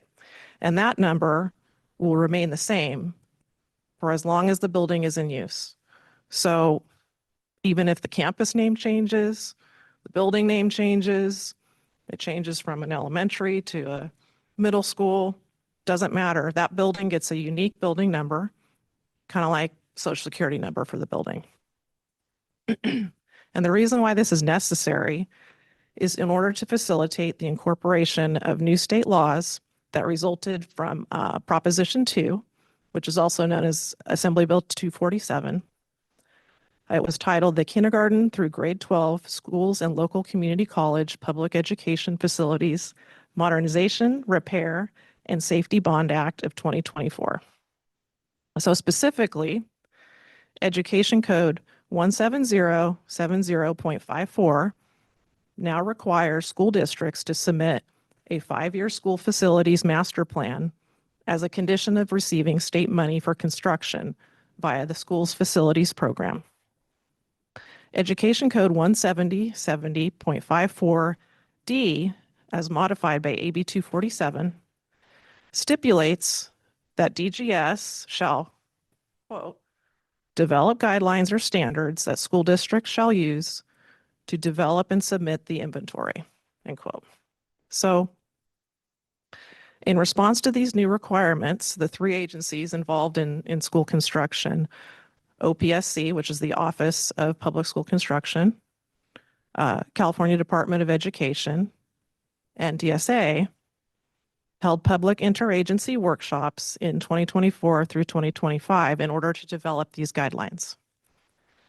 During those interagency workshops, the need for these unique building numbers was identified as a key component necessary for effective implementation and enforcement of Education Code 17070.54. Implementation of a unique building number will enable all three agencies to utilize a consistent number or tracking method because no such alignment and tracking exists currently. So this change to require assignment of a unique building number constitutes a non-substantive and coordinating amendment of administrative procedures. It does not alter physical construction standards or technical requirements, and it's simply being implemented in order to fulfill the requirements imposed upon DGS by the Education Code 17070.54. There were also concerns raised during the Code Advisory Committee meeting over applicant difficulty and potential cost impacts. I've confirmed with all 4 of our regional offices that DSA currently assists applicants in researching and locating prior application numbers. We are fully committed to continuing this hands-on agency support for districts and their design professionals so that applicants will not incur any additional cost as a result of assigning unique building numbers. So ultimately, this change establishes a method to utilize a single common identifier shared across the 3 agencies, DSA, CDE, and OPSC. Once this system is implemented, school districts will no longer have to navigate or track conflicting numbers across the different agencies, thus reducing long-term administrative overhead and facilitating a more efficient process and coordination for the review, approval, and funding of school construction projects in accordance with the requirements established by Proposition 2. All right, thank you. I think we Right. probably get the, Okay. just any other questions from members of the commission? Any comments or questions from public present? Oh, yes, I'm sorry. Comment. Sorry, I wanted to Mr. make sure Haskell. that Commissioner Ramirez was satisfied there. I would say I personally I understand the position you're coming from, and my first reviews of this didn't stand out at all. My only concern is the terminology at the beginning of that statement of all plans submitted shall include a site plan. That just adds another sheet to the drawing set for every single drawing set, even if it's a single building that you're looking at. But I understand that in application and in practice, when you're mainly looking at schools and campuses, you're almost always going to have multiple buildings and going to need to see a site plan regardless. So I don't think it really has a major impact. And to be honest, it feels like a gray area to me. And at the same time, I can't disagree with it. It seems administrative in nature. Yeah, I don't know. I guess that's just commentary. I'm on the fence. Thank you. I will offer a comment to that comment. Once we have the site plan established for that campus, then we keep that in their record, so they don't have to recreate it every time, right? So now we have kind of a, we have to look it up by the school name and what projects and what might have happened on that campus. So this, again, it's not. I agree with you with the language being added in. It does look like a new requirement, but I can understand your position. Thank you. Thank you very much. This is Commissioner Asuncion. Please. Real quick, just as someone who's very familiar with DSA 3 and has been using it for the last few years, when I first read this, I was like, oh, why is this here? Because I know that this has been a requirement from DSA for a while. So I just wanted to kind of reiterate what you said about how this has been a requirement for as long as I've been working with DSA, in that it seems like this is an administrative change and shouldn't be affecting anything further than it is now. So I just wanted to reiterate that and affirm what you said. Thank you. Any other commissioners? And seeing no members of the public present, anyone online or on the phones? Yes. We have Nicole Delancey from town. Oh, I can't see the whole thing. Anyway, Nicole, go Delancey. ahead, please. Yes, thank you. Through the commissioner, point of clarification, is the concern that this is not in line with AB 130, although is the amendment proposed regarding schools and has nothing to do with residential construction? Thank you.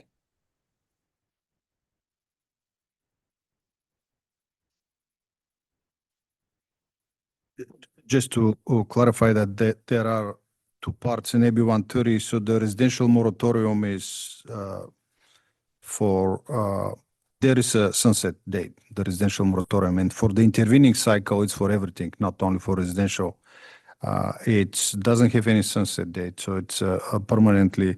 So for this particular rulemaking, we're in the intervening code adoption cycle. So it's not related to residential only.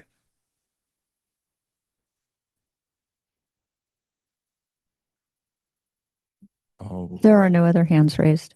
did we receive any written comments? No written comments, Mr. Chair. All right. Any members of the commission have any closing remarks? Commissioner Haskin, just in response to the last public comment there, this specific section is dealing with school buildings and not residential buildings. Yes. Thank you. Yeah, this is Commissioner Patel.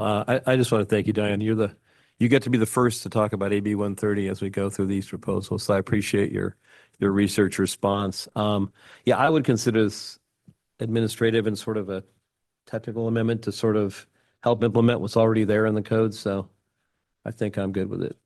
So I'd make a motion to approve. All right. We have a motion. Is there a second? Commissioner Haskin, second. We have a motion and a second. Ms. Maida, please call the roll. Commissioner Ramirez. Commissioner Santillan. Commissioner Rambin. Aye. Commissioner Klaus Buckner. Aye. Commissioner Haskin. Aye. Commissioner Stockwell. Aye. Commissioner Patel. Aye. Commissioner Chung Pao. Aye. Commissioner Sussen. Aye. Thank you.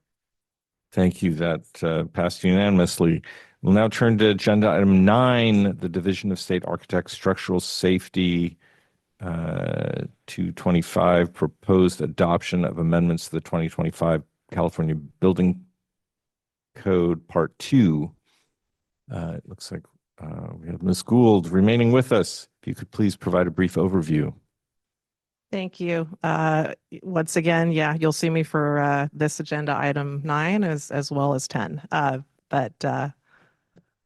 Morning. Once again, Diane Gould, Principal Structural Engineer, representing the Division of the State Architect Structural Safety Section. I also have members of my team attending online. Thank you for the opportunity to present these proposed changes for the 2025 California Building Code and to respond to any questions you may have related to our proposals. So for consideration currently is agenda item 9, the 2025 Title 24 Part 2 DSA SS intervening cycle rulemaking package. This is our California Building Code or CBC package, and the proposed actions will amend the current 2025 edition of the California Building Code. I wish to emphasize that the proposals included for this Part 2 package, as well as our Part 10 and 1 packages, consist of editorial adjustments in order to address clarity and consistency. The proposals consist of clarifying, conforming, or coordinating changes that are necessary to facilitate the enforcement or incorporation of existing code or legislative requirements, or align with current practice. And this is in compliance with Section 18942A2A of the California Health and Safety Code, as modified by AB 130, effective June 30th, 2025, regarding the allowable proposals that can be included in intervening code supplements. Excuse me. Our Part 2 package was heard at the BFO SDLF Code Advisory Committee meeting on February 17th, 2026. We received recommendation from the committee for approval on all items, and we accepted those recommendations. We then submitted our proposals for a 45-day public comment period, which ran April 3rd through May 18th. No public comments on our Part 2 package were received during that 45-day review. We also attended the May 6th meeting on with the Building Standards Commission on the AB 130, and no comments were received on this Part 2 package during that meeting. As with Part 1, I can report that the DOF Form Standard 399 for DSA's Part 2 proposals was approved and signed by our Department of General Services, our GovOps agency, and the Department of Finance. Also, in accordance with the 9-point criteria, the State Fire Marshal has reviewed our proposals and provided written approval. So with that, I welcome any questions you may have and respectfully request your approval of this rulemaking package for Part 2. Thank you. Thank you for that. Do any members of the commission have questions or comments? Mr. Haskin. Commissioner Haskin again. I know I'm getting a lot of commentary this morning. I just wanted to say I am familiar with, I'm not a structural engineer, but I am familiar with some of this. And I appreciate item 2 specifically in bringing some of this language from ASCE into the code rather than incorporating only by reference. That's very helpful to code, to contractors and code users who are trying to understand and interpret code that often are stumped when you're having to find another reference and buy that reference, and then that reference is another one, and it can be very frustrating. Thank you for bringing that into the code. That was very helpful. And piggybacking on that, I'm not familiar enough with the code with ASCE, and maybe you can provide some enlightenment. Item 3, it really at first glance looks like there's a lot of new requirements added. I'm sure that's probably not the case, but I'd like to open that up for your comment. Are these is this similar? Is this brought in that were reference items before?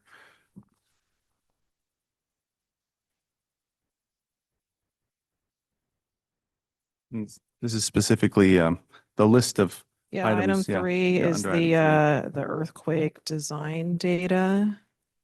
Sorry, I'm going to refer to our statement of reasons to see if I can refresh my memory on that one.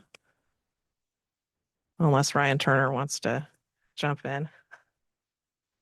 Item 3.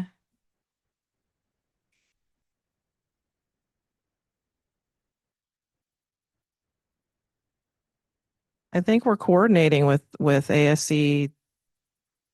Oh, this is for the equations.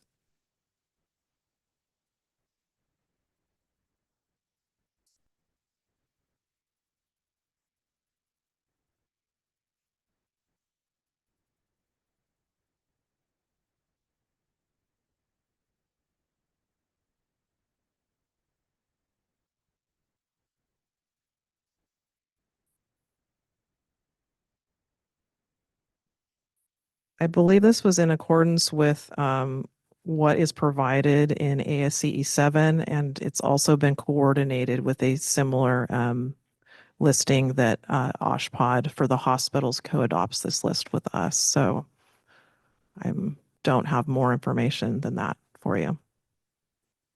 Is there a member of your team that's online that can? Yeah. Ryan, are you available to speak to this?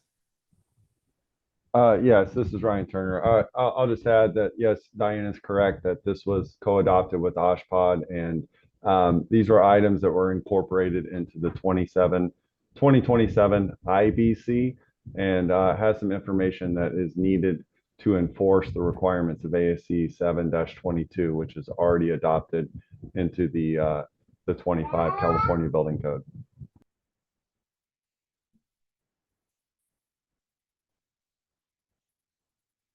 Okay, so these are existing requirements by reference, and they're just being brought into code for clarity? I believe that's correct. That's correct. All right, thank you. Any other comments or questions from the commission? One brief comment, Commissioner Ramirez. In the CBSC staff report, they're saying that cannot conclude that item 6 does not materially alter the substance or intent of the existing code provisions. I don't know if you can address that. Yeah, that's the one on masonry. Yes, masonry.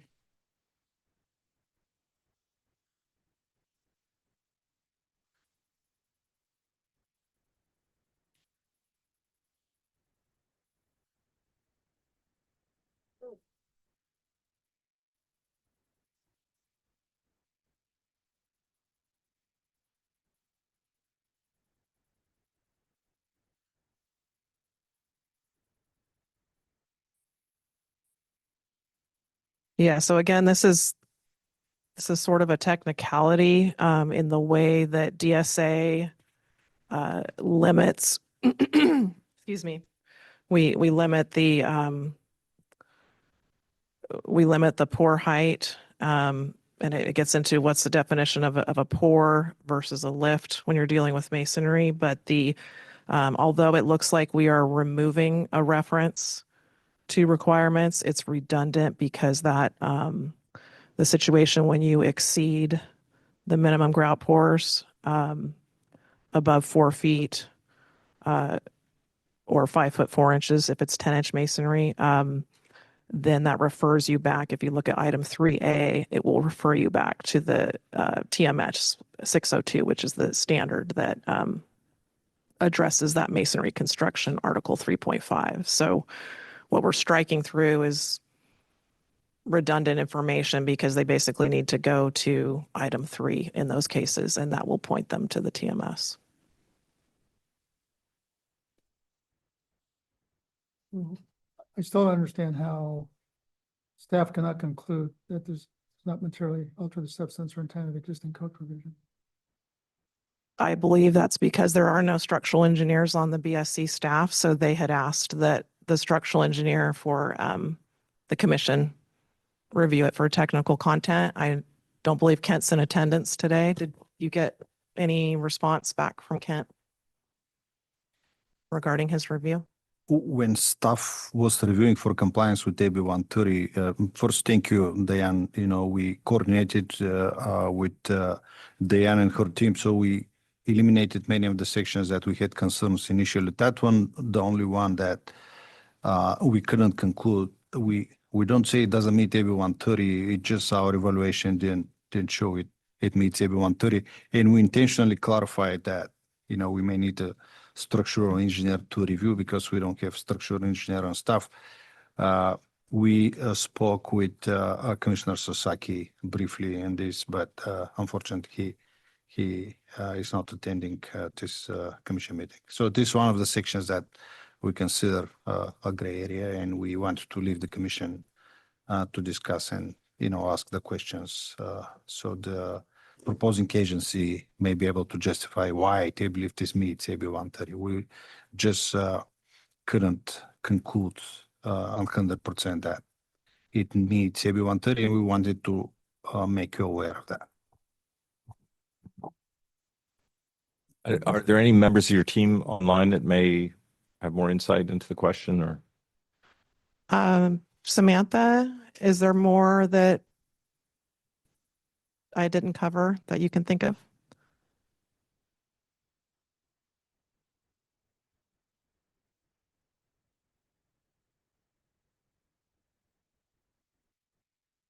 You might be muted. She's not muted, but we can't hear you, Samantha. Headset, or maybe it's the audio setting. I always forget about that. Sorry. Can you hear me now? Yes. Okay, great. All right. Yeah, so I would just say that there is 2 essentially redundant sentences in 1 and 2, and those were stricken because that information is essentially being covered in item 3 and just making it, I will say, less passive language and more mandatory language by getting rid of the where you don't have grout pores terminating. Instead of that, we just relied on item 3 that says grout pours in excess of this shall be doing this. So it's really just a language cleanup. It's kind of been sitting there for a couple code cycles, and it'll probably get reviewed again, but there is no regulatory change for this. Okay, thank you for that. Any additional questions from the commission? Any members of the public present? Anyone online or on the phone? There are no hands raised. Any written comments received? No written comments, Mr. Chair. All right. Well, thank you for that. At this point, we would entertain a motion on item 9. Any members of the commission choose to make a motion now that we're done with public comment? I'll make a motion to approve and adopt item 9. Commissioner Santillan seconds. You have a motion and a second. Please call the roll.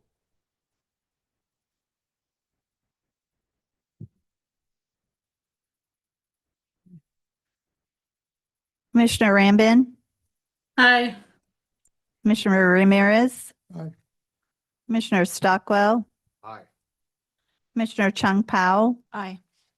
Commissioner Assessin, Aye. Commissioner Klaus Buckner, Aye. Commissioner Haskin, Aye. Commissioner Santillan, Commissioner Patel. All right, that item is approved unanimously. Thanks for that. All right, why don't we try and get through item number 10, and then we'll be done with these DSA items.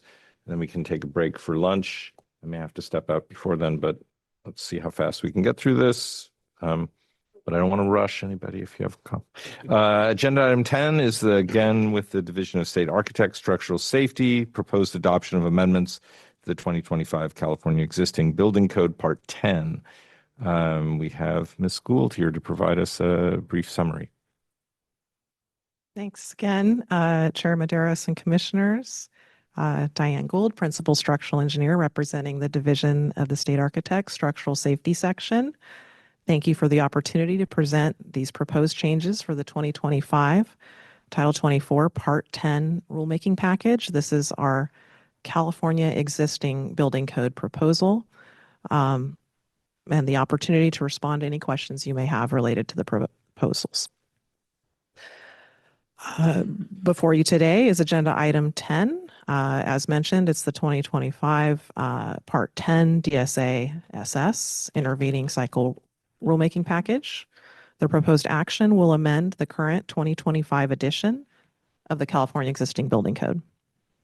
Once again, I would like to emphasize that the proposals included for this Part 10 package, as well as our Part 1 and 2 packages, consist of editorial adjustments in order to address clarity and consistency, but do not represent significant changes in practice or regulatory effect, and therefore are compliant with Section 18942 of the California Health and Safety Code, as modified by AB 130, regarding allowable proposals for intervening code supplements. Our Part 10 package was heard at the BFO SDLF Code Advisory Committee hearing on February 17th, 2026. We received recommendation from the committee for approval on all items, and we accepted those recommendations. We then submitted our proposals for a 45-day public comment period, which ran April 3rd through May 18th, 2026. No public comments on our Part 10 package were received during that 45-day review. We also attended the May 6th commission meeting, during which no public comments were received. As with Part 1 and Part 2, the DOF Form Standard 399 for Part 10 proposals were approved and signed by the Department of General Services, GovOps Agency, and the Department of Finance.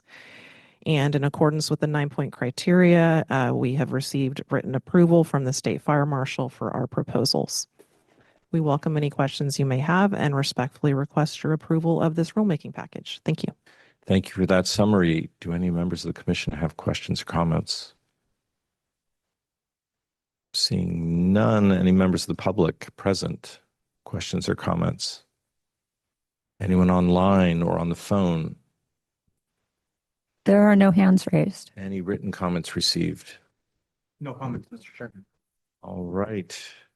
At this point, entertain a motion on item 10. Mr. Ramirez, move to approve. Thank you very much, Ms. Gould. There's a motion. Is there a second? Commissioner Stockwell, second. Thank you, Commissioner Stockwell. Ms. Maeda, please call the roll. Commissioner Klaus Buckner, Aye. Commissioner Chung Pao, Aye. Commissioner Ramirez, Aye. Commissioner Santillan, Aye. Commissioner Rambin, Aye. Commissioner Assesson, Aye. Commissioner Haskin, Aye. Commissioner Stockwell, Commissioner Patel. Aye. Unanimous.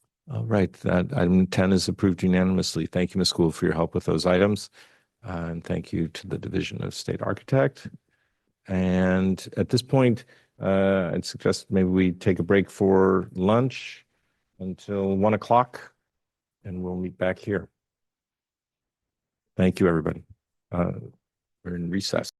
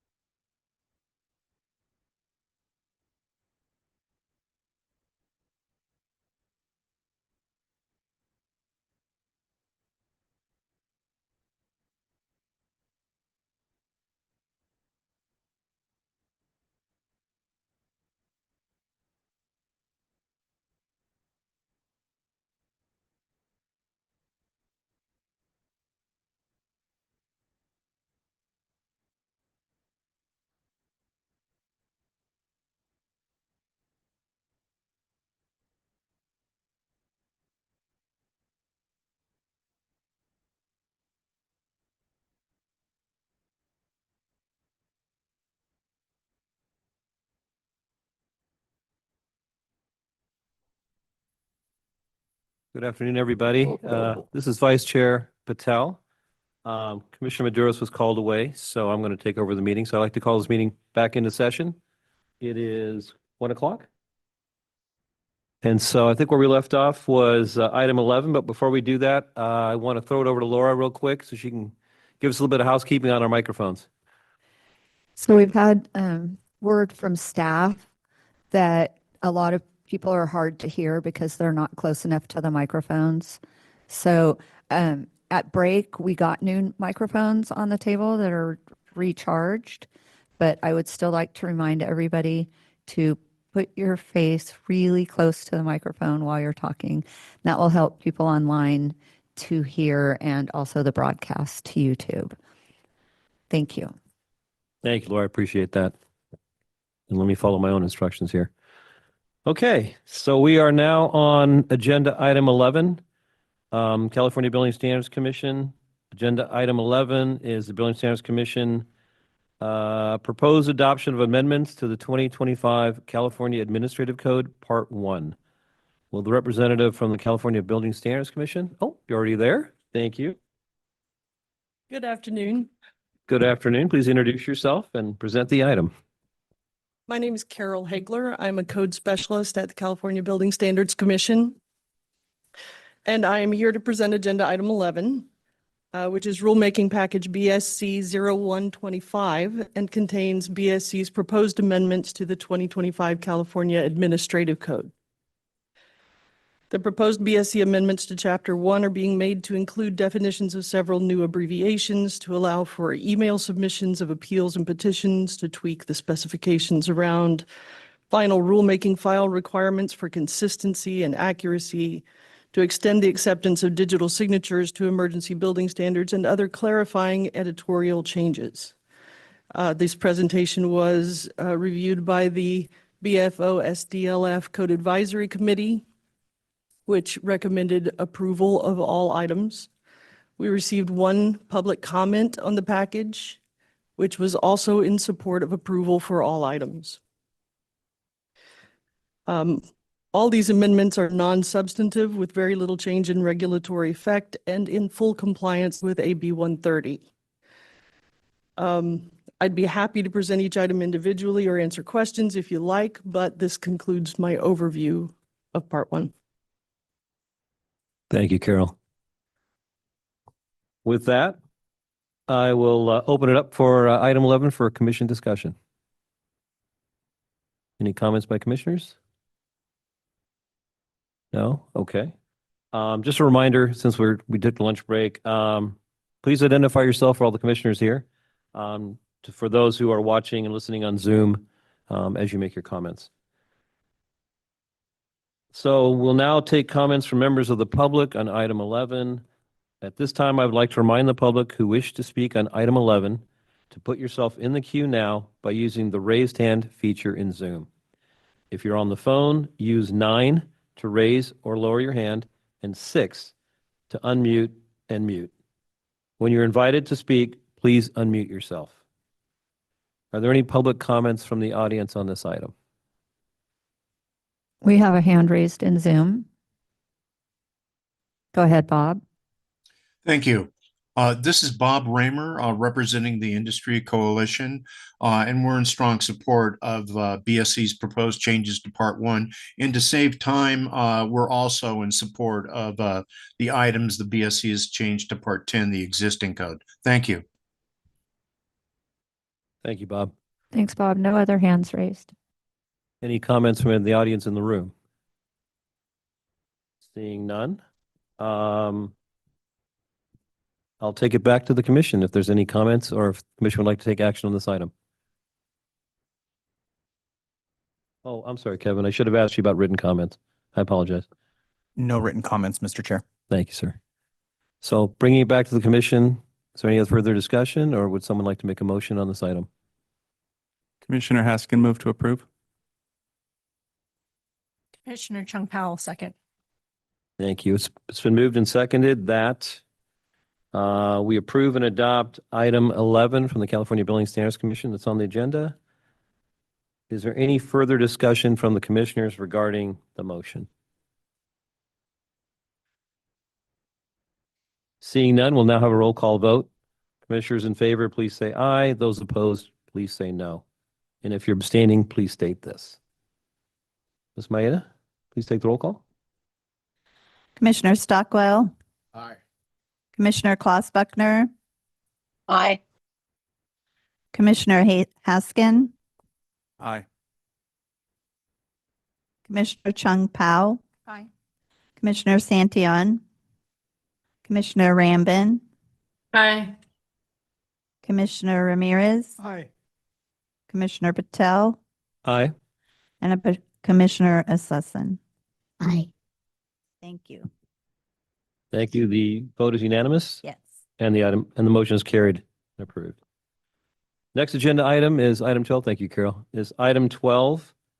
It's the California Building Standards Commission proposed adoption of amendments to the 2025 California Existing Building Code, Part 10. Will the representative of the California Building Standards Commission please introduce yourself and provide an overview of item 12?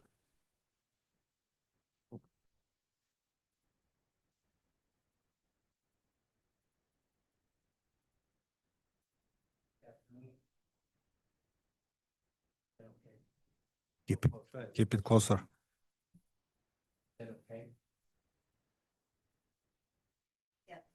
Is that okay? Okay. Good afternoon, Mr. Vice President, Vice Chair, Commissioners, and the members of the public. My name is Woo Chung, an associate architect with the California Building Standards Commission.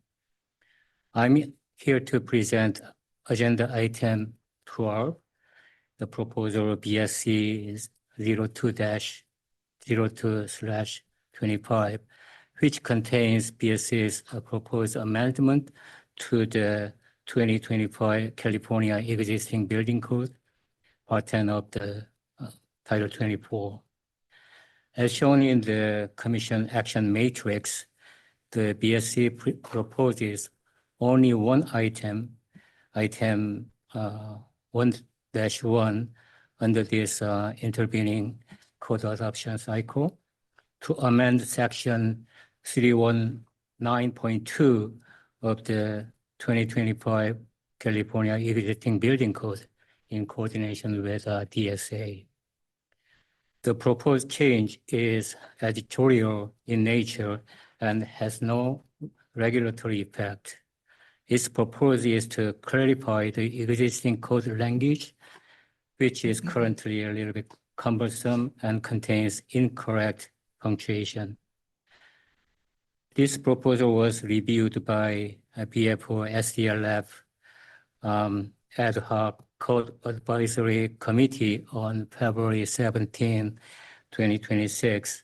The committee recommended approval of the proposed amendment as further amended by adding some additional words such as but not limited to the middle of the language to further, the proposal is to further clarify the intent of the code provision. During the 45-day comment period, BSC received a comment letter from the industry coalition representing California's residential and non-residential construction and management industries. The industry coalition stated that they support the BSC's proposed changes listed in the 45-day express term. Now, BSC respectfully requests the Commission to approve this proposal. This concludes my presentation, and I'm happy to answer any questions regarding this proposal. Thank you. Thank you, View, for that overview. Item 12 is now open for Commission discussion. Seeing none, we will now take comments from members of the public on item 12.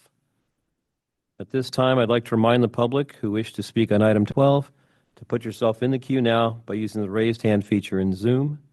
If you are on the phone, use 9 to raise or lower your hand and 6 to unmute and mute. When you're invited to speak, please unmute yourself. there any comments from the audience? There are no hands raised. Seeing no comments from members of the public, we'll bring it back to the commission for further discussion or for a motion.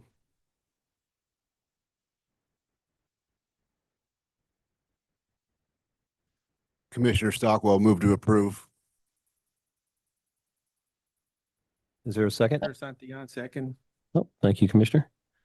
So it has been moved and seconded that we adopt and approve Building Standards Commission item 12. Is there any further discussion from the commissioners regarding this motion? Hearing none, we will now have a roll call vote. Commissioners in favor, please state by stating aye. Those opposed, please indicate by stating no. And if abstaining, please state this as well. Pam, please conduct a roll call vote. Commissioner Rambin, Aye. Commissioner Ramirez, Aye. Commissioner Stockwell, Aye. Commissioner Chung Pao, Aye. Commissioner Sushin, Aye. Commissioner Klaus Buckner, Aye. Commissioner Haskin, Aye. Commissioner Santillan, Aye. Commissioner Patel. Aye. Thank you. Unanimous. Right, the vote on that is unanimous. Now turn to agenda item 13.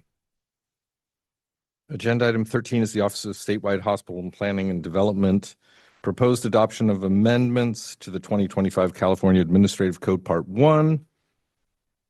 We have some representatives here from the Office of Statewide Hospital Planning and Development, OSHPD. If you could introduce yourselves and give us a brief overview of the proposal. Thank you. Hello, Commissioners. I am Richard Tannehill. I'm the Deputy Division Chief for OSHPD under HCI. And with me, I have Roy Lobo, our Principal Structural Engineer, Larry Enright, our Senior Mechanical Engineer, and Lori Campbell, our Supervisor Specialist. And we also have Jamie Schnick online if there's any questions for him. He's in our LA office. I am presenting agenda item 13, rulemaking file number OSHPD 01/25. The California Department of Healthcare Access and Information, HCI, and Office of Statewide Hospital Planning and Development, OSHPD, proposes amendments to Chapter 7, Safety Standards for Health Facilities of the 2025 edition of the California Administrative Code, Part 1 of Title 24. I would like to note that the intent of all the OSHPD amendments was to provide editorial and technical modifications for clarification purposes. The amendments before you today were presented to the Hospital Building Safety Board, Codes and Processes Committee on September 10th, 2025, and the Hospital Building Safety Board Full Board in December of 2025. This information was also reviewed by the California Department of Public Health, CDPH. The code package was heard by the CBSC Health Facilities Code Advisory Committee on January 28th, 2026. The CAC recommended approve all CAM items 1-1 through 7-1. One 45-day comment was received, but no specific rulemaking item number was identified, and the commenter's suggestions were unrelated to the scope of HCI's proposed changes in the California Administrative Code Part 1. This concludes the overview of the rulemaking file from OSHPD 1-/25, amendments to the 2025 Administrative Code. We respectfully request your consideration for approval, and we are happy to answer any questions or provide further detail. Thank you. Thank you, Mr. Tannehill. Any questions or comments from members of the commission? Any comments from any members of the public present? Anyone online or on the phone? There are no hands raised. Any comments received in advance? No comments received, Mr. Chair. All right. Seeing no comments or questions. Yes, Mr. Excuse Ramirez. me, one quick comment.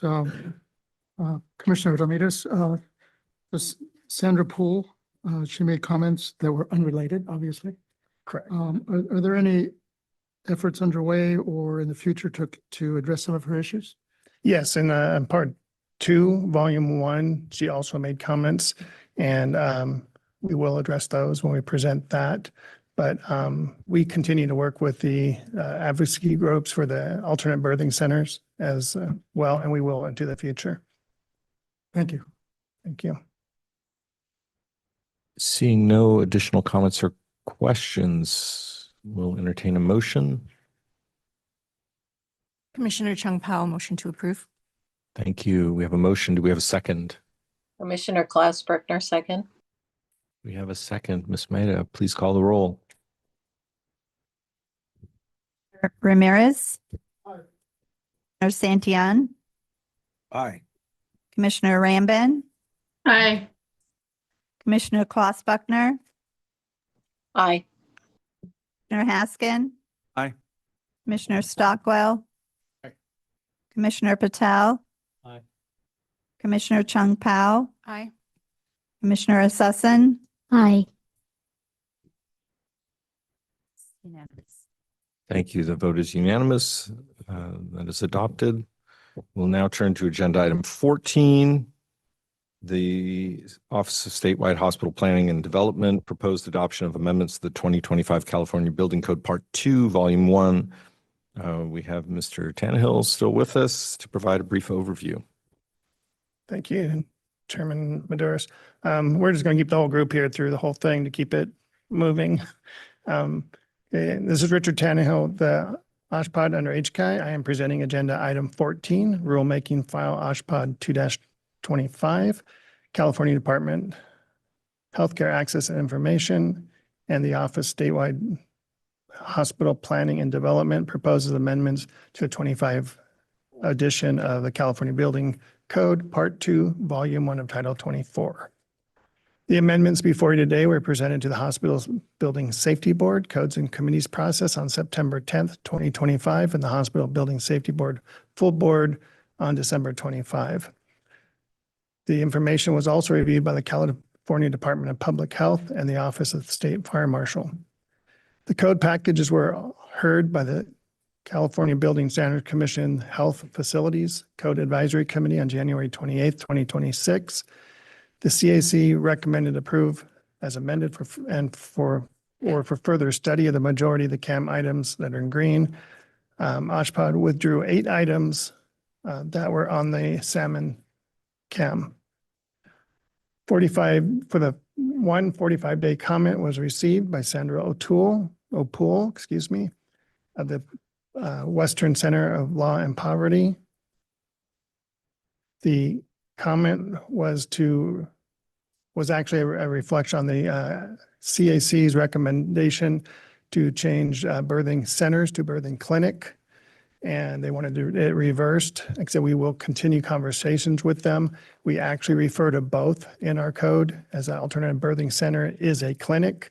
So we think we cover that, but we'd be happy to listen to further comments in the future on that. The other comment was about the calling a nurse call system, because they may not have nurses in there, but that's just the generic business term for nurse call. And so we left that as is, because we call it anything else, nobody's going to know what it is. Okay. This concludes our overview of the rulemaking for OSHPD 2/25 amendments to the California Administrative Code, Building Code, excuse me. We respectfully request your consideration for approval, and we are happy to answer any questions or provide further detail. Thank you. Thank you for that summary. Are there any members of the commission with questions or comments? Seeing none, are there any members of the public present with questions or comments? Anyone online or on the phone? There are no raised hands. Did we receive any comments in advance? No comments, Mr. Chair. Okay. Seeing no comments, do we have a motion?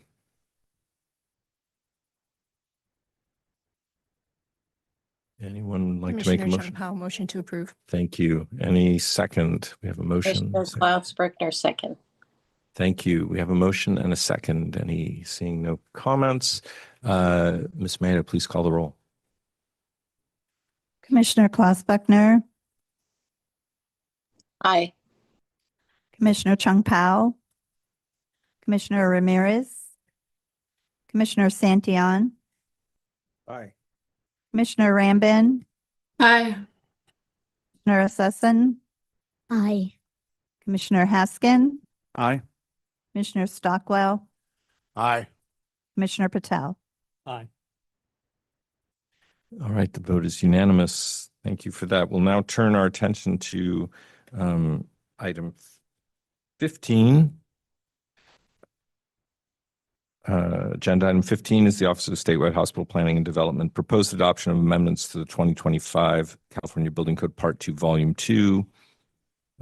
Mr. Tannehill, if you and your team can provide us a brief overview. Good afternoon, Chairman Maduro. I'm Roy Lobo, Principal Structure Engineer, Structural Services Section of HCI and the Office of Statewide Hospital Planning and Development. I am presenting agenda item 15, rulemaking file OSHPOD 03-25. The California Department of Healthcare Access and Information, Office of Statewide Hospital Planning and Development, proposes amendments to the 2025 edition of the California Building Code, Part 2, Volume 2 of Title 24. The amendments before you today were presented to the Hospital Building Safety Board, Structural and Non-Structural Regulations Committee on October 22nd, 2025, and to the Hospital Building Safety Board full board meeting in December 2025. The rulemaking package was also coordinated with the Division of State Architects, DSA. The code package was heard by the CBSC Structural Design Lateral Force Code Advisory Committee on February 17, 2026. The California Administrative Code recommended approval, the CAC recommended approve on all CAM items except item 1-5, which was identified for further study. OSHPOD accepted the recommendations and revised the terminology in the express terms. Item 1-8 was also revised to align with revisions made to item 1-8. There was a 45-day public comment, as you heard. One 45-day public comment was received from Sandra Apul. No specific rule item number was identified, and the commenter's suggestions were unrelated to the scope of HCI's code change proposal. This concludes the overview of the rulemaking file, OSHPOD 03-25, amendments to the 2025 California Building Code, Part 2, Volume 2, Structural Design, Lateral Forces. We respectfully request your consideration for approval, and we are happy to answer any questions. Thank you for that summary. Are there any questions from the commission or comments? Seeing none, are there any comments from the audience present or any members of the public present? Any comments or online or on the phone? No hands raised.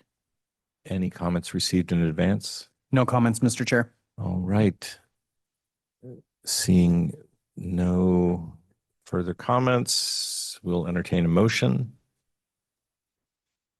Commissioner Rambin, move to approve.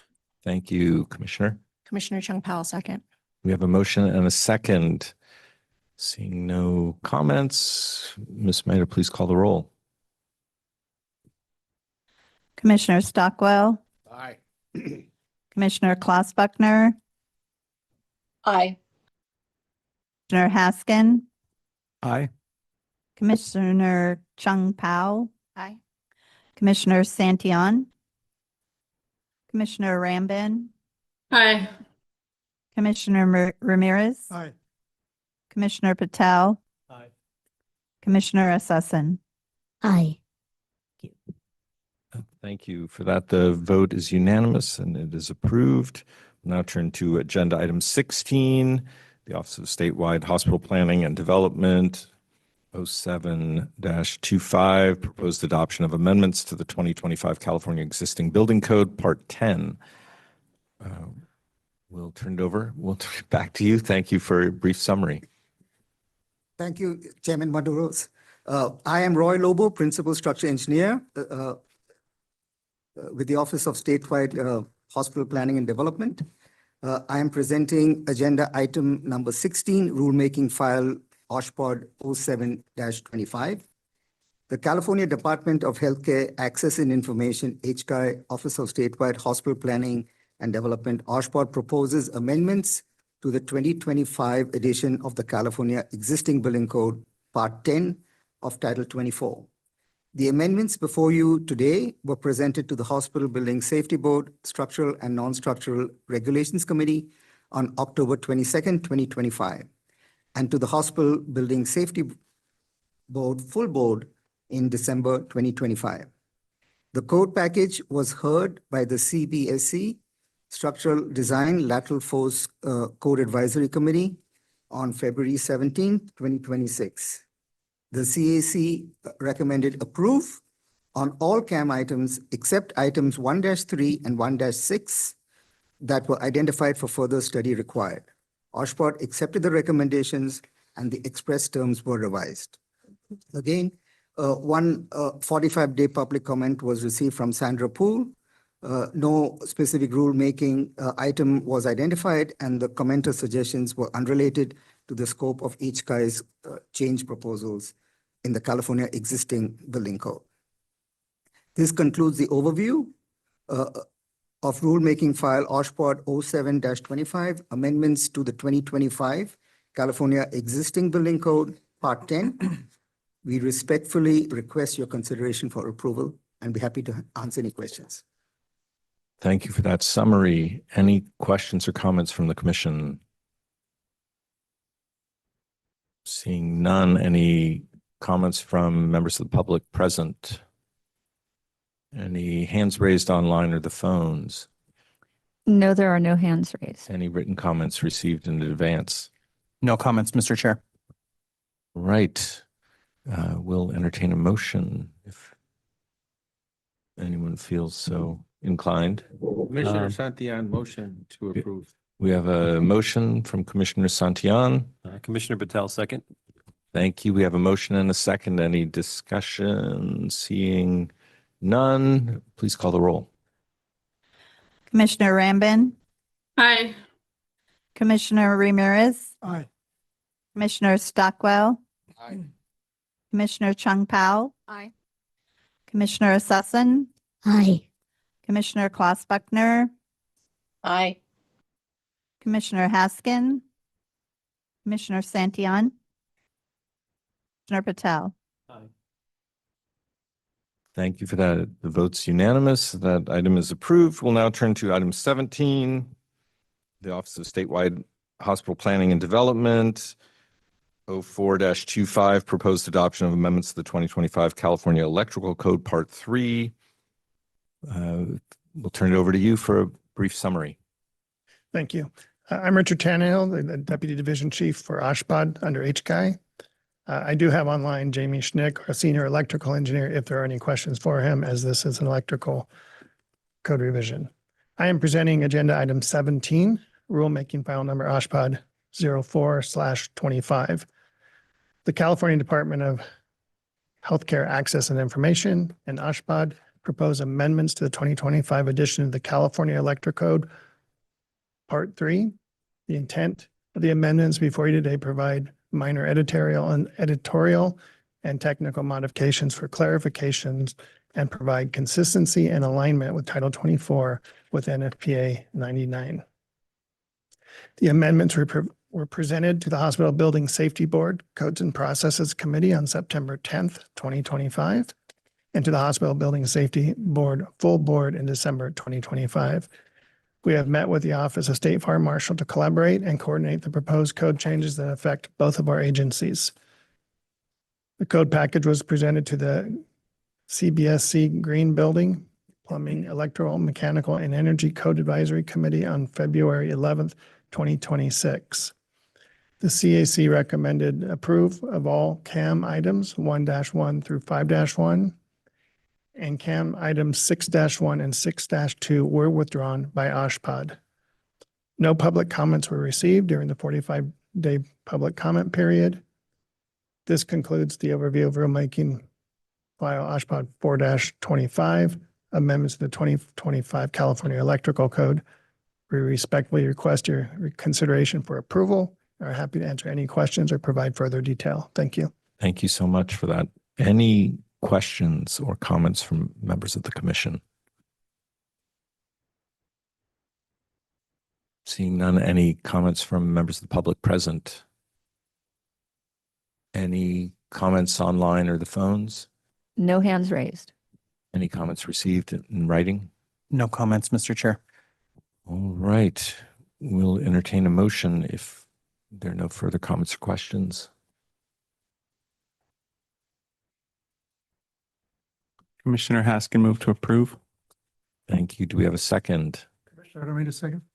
We have a motion and a second. Any discussion? Seeing none, please call the roll, Ms. Maida. Commissioner Ramirez, Aye. Commissioner Santillan, Commissioner Rambin, Aye.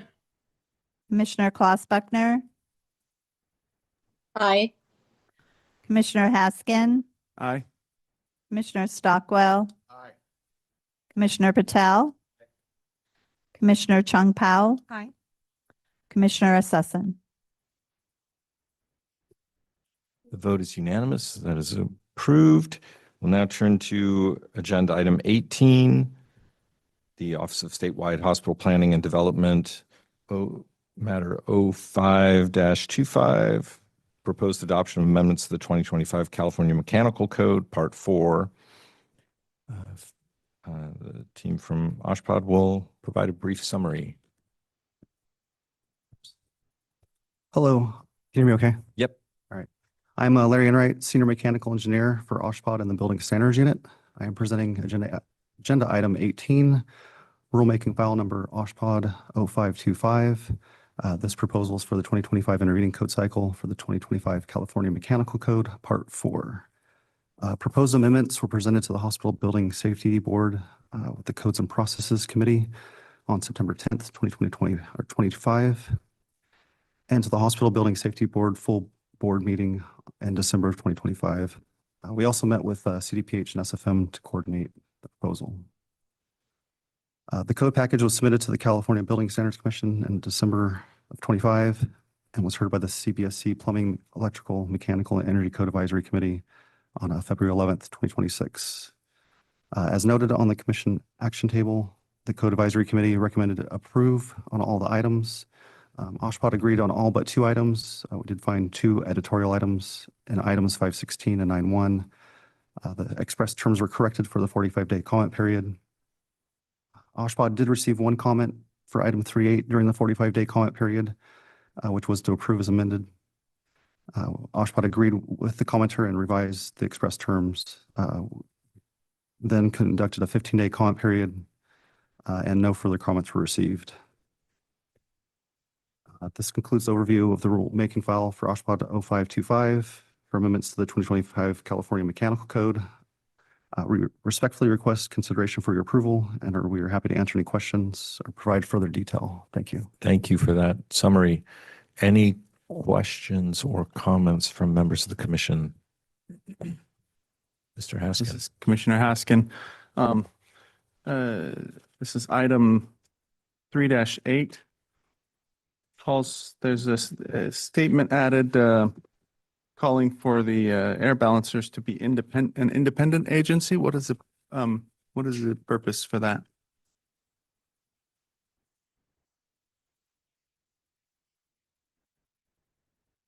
So with the comment, the model code had a change in the 2025 or the 20, I guess the 40 UMC.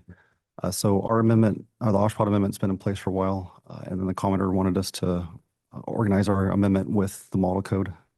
So bringing in the model code kind of made that change, and they wanted to make sure it was an independent, not the contractor, but another outside agency. Okay, thank you. Any additional comments or questions? All right, any comments from members of the public present? Any comments online or the phone? Oh, I'm sorry, yes. You have a comment or question? Oh, okay.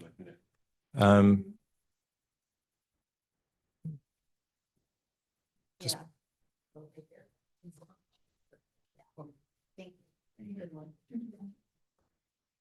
Just please identify yourself and Good afternoon, Chair and Commissioners. My name is Christopher Rook, that's R-U-C-H, with the Sheet Metal Workers, Local 104, speaking in support of the adoption of OSHPD 0525 and its proposed amendments to the 2025 California Mechanical Code Part 4. Particularly, I want to speak on Section 407.3.1, requiring testing, adjusting, and balancing for these critical healthcare facilities. Comply with Section 403.10 ensures that not just that the technician performing the work on site, not just the contractor who may be reviewing it, is certified by AABC, NEB, TAB, and has demonstrated competency in testing, adjusting, and balancing. We really appreciate HCI's and CBSC's staff for patiently working through our questions through this process and really welcoming HVAC technicians' participation in improving California's built environment. We respectfully urge adoption. thank you for those comments. Any other members of the public present? Anybody online or on the phones? There are no hands raised. Any written comments received? No other comments received. Thank you. Well, at this point, Chair would entertain a motion. Commissioner Chung Powell, motion to approve. Thank you, Commissioner. Is there a second? Commissioner Stockwell seconds. Thank you. We have a motion and a second. Any discussion? Seeing none, Ms. Maida, please call the roll. Commissioner Klaus Buckner, Aye. Commissioner Chung Powell, Aye. Commissioner Ramirez, Aye. Commissioner Santillan, Commissioner Rambin, Aye. Commissioner Assesson, Aye. Commissioner Haskin, Aye. Commissioner Stockwell, Aye. Commissioner Patel. Aye. Thank you. That item 0525 is approved unanimously. We'll now turn to agenda item 19, the Office of Statewide Hospital Planning and Development. 0625, proposed adoption of amendments to the 2025 California Plumbing Code Part 5. Turn it over to you for a brief summary. Thank you. Hello again. I'm Larry Enright, Senior Mechanical Engineer for OSHPD Building Standards Unit. I am presenting agenda item 19, rulemaking file number OSHPD 0625. This proposal is for the 2025 intervening California Plumbing Code Part 5. Proposed amendments were presented to the Hospital Building Safety Board Codes and Processes Committee on September 10th, 2025, and to the Hospital Building Safety Board full board meeting December of 2025, and also had coordination with CDPH and SFM. The code package is submitted to the California Building Standards Commission on December 1st, 2025, and was heard by the CBSC Plumbing, Electrical, Mechanical, and Energy Code Advisory Committee on February 11th. The Commission action table reflects the Code Advisory Committee recommended approve on all the items. OSHPD agreed on all but one item. Item 2-1 was revised to add a section reference and then was updated for the 45-day comment period.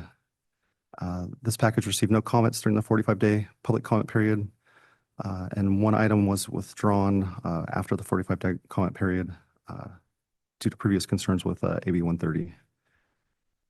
This concludes the overview of rulemaking file OSHPD 0625.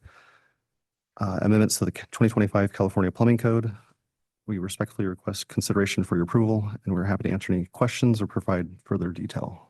Thank you for that summary. Are there any questions for the panel for OSHPD or comments from the commission? Seeing none, are there any comments from members of the public present? Any comments from online or the phones? There are no hands raised. Any comments received in writing? No comments, Mr. Chair.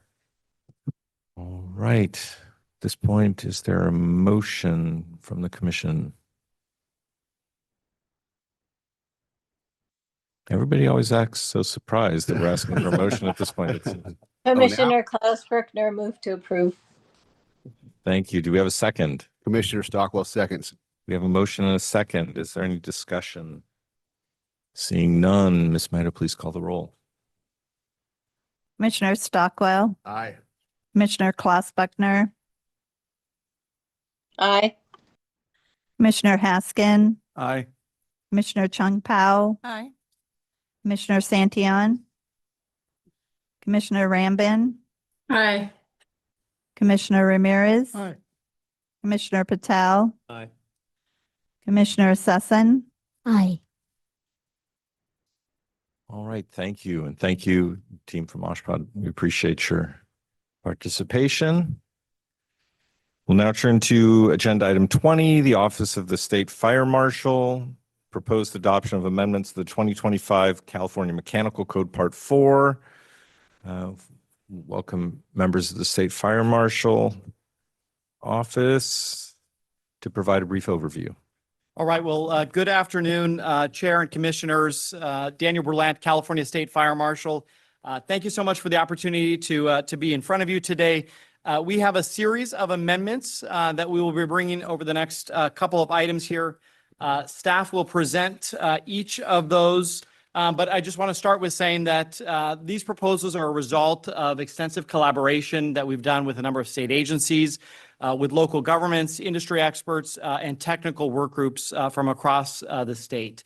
The proposed amendments are really critical in our ability to strengthen our ability to protect lives, property, and our communities across California, across a number of fronts, wildfire being one of them. Obviously, we have significant destruction from wildfires in the last decade, 70,000 homes damaged or destroyed. And so the upgrades that we make specifically to Part 7 have continued to be critical in our ability to protect communities. And that's not just me saying that. That is extensive research and analysis by academia that shows that this code that you all maintain for us does work.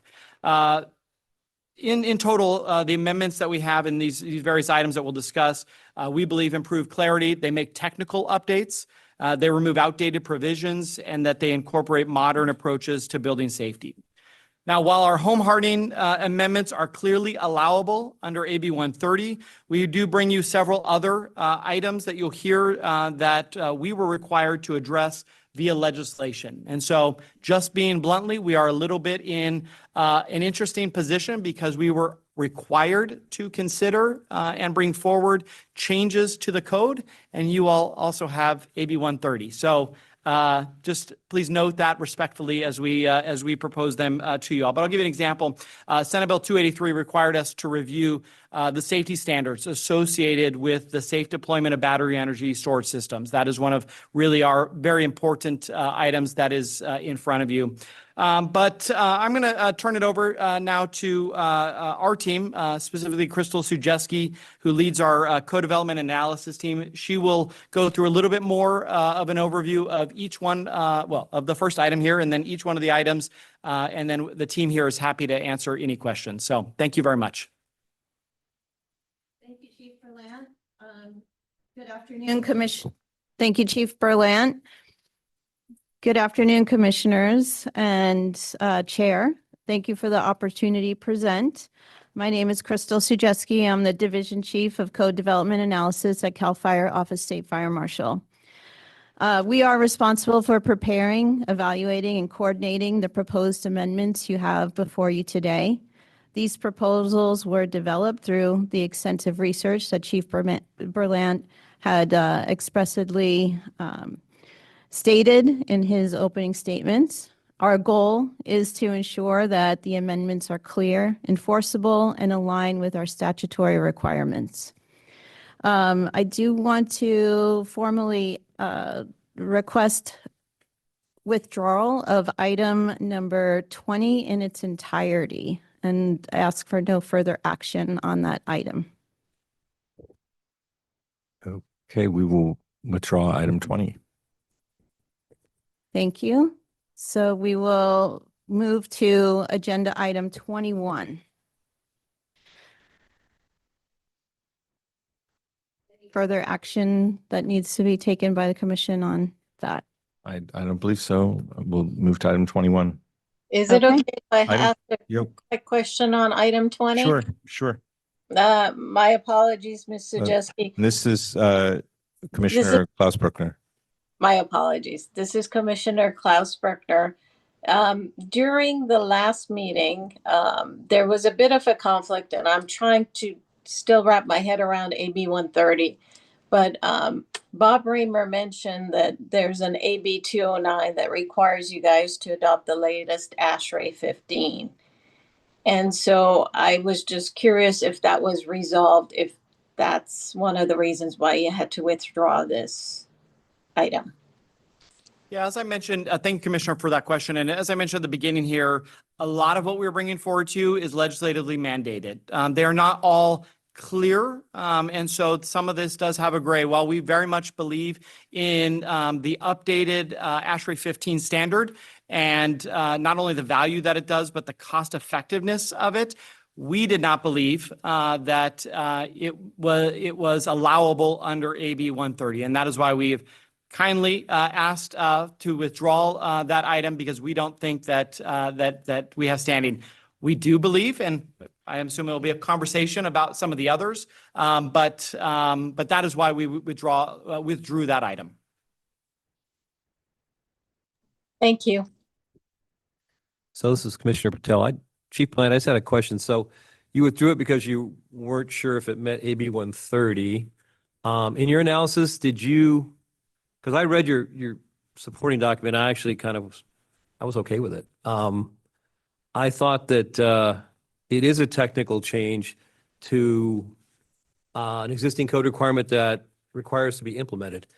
Because my looking at it was that, the requirement right now is you need the shaft for the HL refrigerant. The new ASHRAE says you don't necessarily have to have a shaft. It's one of those paths that you can kind of follow. To me, I was trying to figure out whether the substance of what we're trying to change is the shaft, or is it just the overall refrigerant safety? And I looked at it as a refrigerant safety is really the point. And so whether you take the path of, not having the shaft and having it continuous, or having the shaft, to me, I thought it kind of met what you guys were proposing, but just my opinion. Yeah, no, Commissioner Patel, I very much appreciate that interpretation or that viewpoint. And, maybe we were too quick to pull it back. To be fair with all of you, we're very appreciative of Executive Director Bombeloff and Mr. Day and their advice to help us through this. And we've had lots of spirited conversations of, again, back to these kind of competing statutory requirements. However, we did not feel like this one was as clear. Again, we're going to have a similar-ish conversation related to battery energy storage systems and what again, I would hope you could view as a technical update, because we are just updating pointing to the standard. But I guess, the same could have been said about the ASHRAE 15 standard as well. That one, we think we have clearer legislation and legislative intent of adopting the latest version of NFPA 855. But I guess all that to say, I will not argue with your interpretation that this could have qualified for AB 130, but we withdrew it respectfully just based on, again, the advice and the support, not the direction, but the support that the staff has provided of what maybe AB 130 allowable and what didn't. We felt that it wasn't, and we thought if we think it's not, then you probably aren't either. But if you do, I guess you all have the ability to go back to number 20, and we would be happy to discuss it. Commissioner Haskin, I just wanted to thank you for withdrawing it. Makes my decision a lot easier because I honestly completely stand behind the code change. But I agree with you that it doesn't meet AB 130 the way it is unless you had a different justification for it. And unfortunately, the way the AB 130 is written, it doesn't include all standards. It just includes model codes. And this is brought in by reference, and our model code agency did not. The model code agency, IOPMO, did not adopt that yet. So I agree with your decision to pull it, and I wish that we could have move forward as a contractor who deals with refrigerants on a on a daily basis. It's safer, and it would be safer to make the change. But unfortunately, we don't have the legal grounds, I think. So thank you. Right, so with that, let's turn to item 21, the Office of State Fire Marshal 0125, proposed adoption of amendments to the 2025 California Building Code Part 2. Provide a brief summary.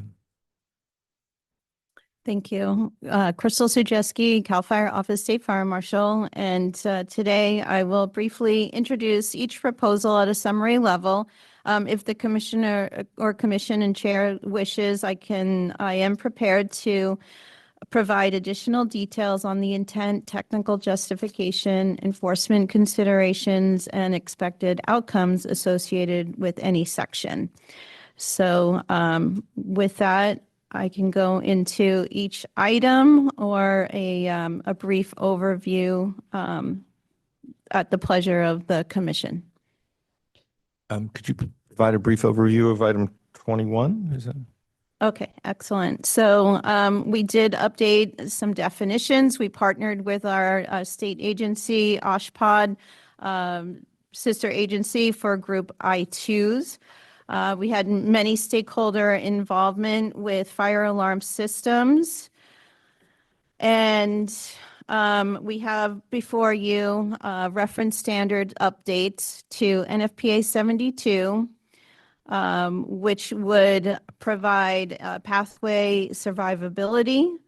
And it deletes a section for auxiliary service providers that would ask them to comply with UL 827, which currently does not address those facilities. So cleanup, clarification of NFPA 72. And that is the end of my report. Thank you for that summary. Do we have any questions from members of the commission? I see there were quite a few public comments on this item. Ms. Klausbruckner, are you trying to seem to be frozen, but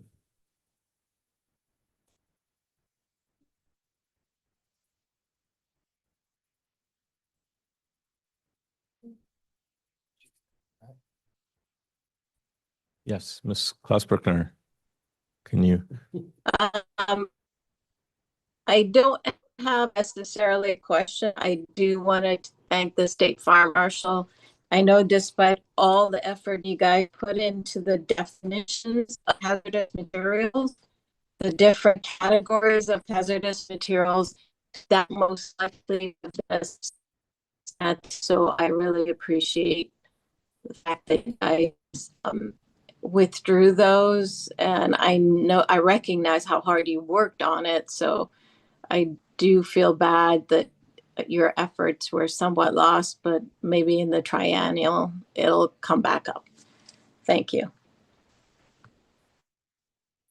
Thank you for those comments. Any other comments or questions for any members of the Office of State Fire Marshal? Seeing none. Any comments from members of the public present? Any comments online or on the phones? There are no hands raised. Any comments received in writing? No comments, Mr. Chair. Right. If there are no further comments, we'll entertain a motion on this agenda item 21. Commissioner Klausbruckner moved to approve. We have a motion. Is there a second? Commissioner Chung Powell, second. Thank you. We have a motion and a second. Any discussion? Seeing none. Ms. Maida, please call the roll. Commissioner Haskin, Aye. Stockwell. Aye.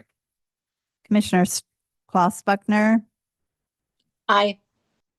Commissioner Patel, Commissioner Santillan, Commissioner Chung Powell, Aye. Commissioner Sussin, Aye. Commissioner Ramirez, Aye. Commissioner Rambin. Aye. Thank you.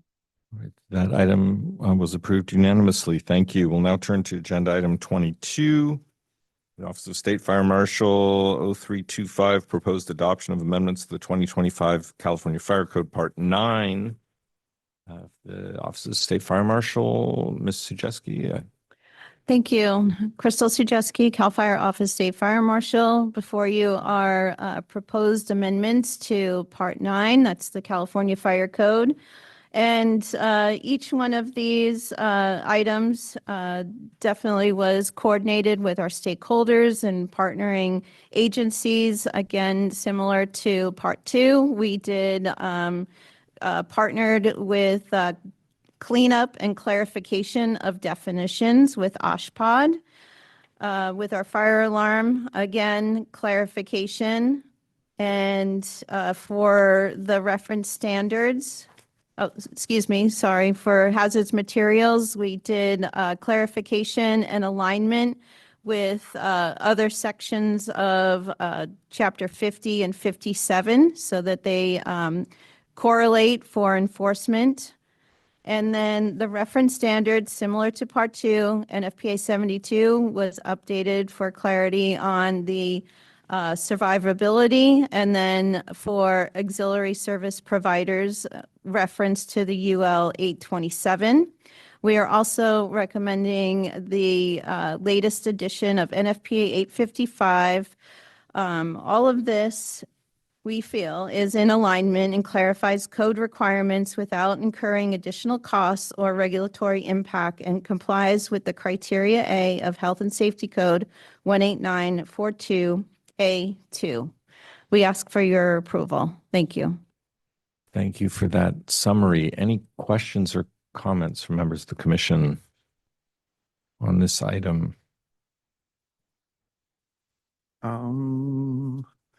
Yes, this is Commissioner Haskin. I was just trying to find my reference. Oh. I lost my note. Is this sub item 9-4? Is that not a repeat of item? Has that been pulled or is that? Yes, I'm sorry. In item 9, we do request withdrawal of the ASHRAE 15 reference update. Okay, that's the only question I have. Thank you. This is Commissioner Klaus Bruckner. Can you go in a little more into detail on item 7, the adoption of the energy storage systems, basically scrapping the chapter and adopting NFPA 855? Thank you. So the item number 7 just removes the parentheses of references to NFPA 855-2023 throughout the section. There is no change to the material regulations. It's just that parenthesis reference showed up in the model code without being put through the vetted process. And so for California, that is not the intent for our regulatory regulations that have been adopted with amendments that were carried forward. Thank you. Any further questions or comments from members of the commission? Seeing none, any comments from members of the public present? Yes, we do have. Please identify yourself and have a seat. I think I scared everybody for a second.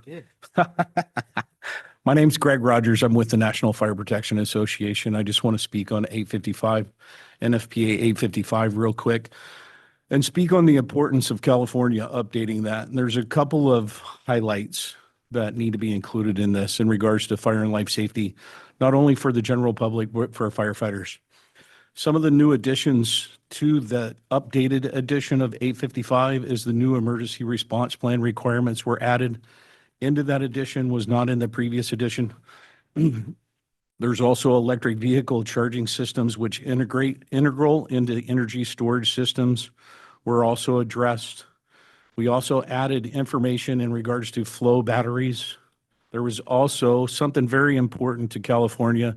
There's additional information in regards to ESS systems that are used on barges as well as vessels. So that's an important piece specifically for California because you are a coastal state. The other part is battery exclusions were redefined and expanded, as well as there was additional battery types that were added. And I think that's one of the other important pieces.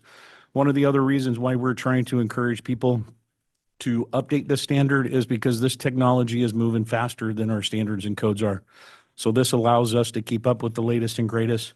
And I just want to let you know, we fully supported NFPA, what the state of California is doing and moving forward with the latest edition, and appreciate your efforts and appreciate what you're doing on the commission. Thank you. Thank you for those comments. Any Quick comments, question. Now I'm a little confused. As Ms. Sujeski said, the deletions are editorial. We're not adopting the latest NFPA 855, are we? We're adopting what was in the IFC and IBC. Am I correct?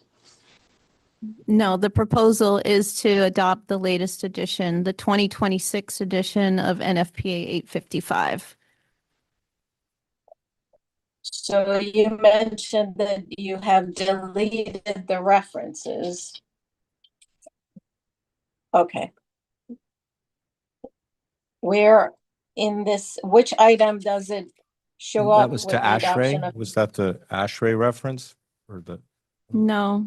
So in oh, chapter oh. 12, we talked about the parentheses that were being asked to be deleted because it had the reference to the 2023 edition.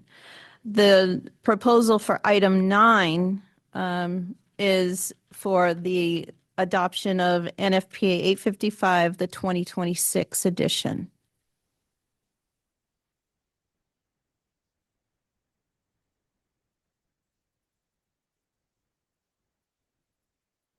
I see. Thank you. And just to clarify, item 9-4 though would be deleted, whatever we vote on, it's the proposal as submitted minus that? Yeah. Okay. Yes, 9-4, we would like to withdraw. Okay. Any other questions? I have a question. So when we take out the parentheses and the 23, obviously the code users today are using the 23 version of the standard. When we take that out, the assumption is that then people are going to use the 26 version of the standard, the newest one. If approved today, Yeah. And does that bring a lot of new items into the code? we I know it's bel- important to be able to, it's difficult when you have new technologies to be able to regulate it with an old code. So I'm totally on your side when it comes to the public safety element of it. I'm just concerned about what are we adding to the code as far as being able to meet AB 130? So we would believe that we are adding clarity to the requirements that are already within Chapter 12. So this gives another level of safety, and it clarifies what the provisions are currently within Chapter 12. So also pursuant to AB 283, which was added to Public Utilities Code, Section 8503, as part of the next update to the California Building Standards Code considered after July 1 of 2026, the SFM shall review and consider proposing provisions that restrict the location of energy storage systems to dedicated use non-combustible buildings or outdoor installations. In the review and consideration of limiting the use of indoor installations of energy storage systems, the SFM shall consider proposing provisions that are consistent with the efforts of the office to ensure safe construction, installation, commission operation, maintenance, and decommission of those energy storage systems.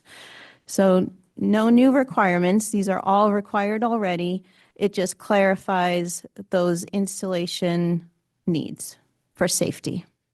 And Commissioner Patel, this is what I was hinting at back to, we have legislation that says incorporate the latest standard. We're bringing it forward to, I don't think it's black and white. We just respectfully request that that you adopt it. Obviously, there's conversations and comments about the safety aspects of it. There's probably continued conversation about, does it add or make any changes? The basis of our proposal of us bringing it forward is the fact that we had legislation that tasked us, an intent to task us with specifically updating the latest version of the A55 standard. Can you read that legislative language again, Ms. Jessica? SB 283, Yes, what you just read. Can you read it again? the whole paragraph? Okay. Pursuant to SB 283, which added Public Utilities Code Section 8503 as part of the next update to the California Building Standards Code considered after July 1, 2026, the SFM shall review and consider proposing provisions that restrict the location of energy storage systems to dedicated use non-combustible buildings or outdoor installations. In the review and consideration of limiting the use of indoor installations of energy storage systems, the SFM shall consider proposing provisions that are consistent with the efforts of the office, meaning the SFM, to ensure safe construction, installation, commission, operation, maintenance, and decommission of energy storage systems. So you're tasked with proposing, but I don't know how that fits with our, is this clearly within is this within one of the 9 exceptions or what's? This, I was just reading that now, and I am assuming it was be claiming under exception 4 to AB 130, which is the building standards are necessary to incorporate errata or emergency updates to the national model code specified in 18916, along with any necessary related state amendments supporting or facilitating the incorporation of errata or emergency updates.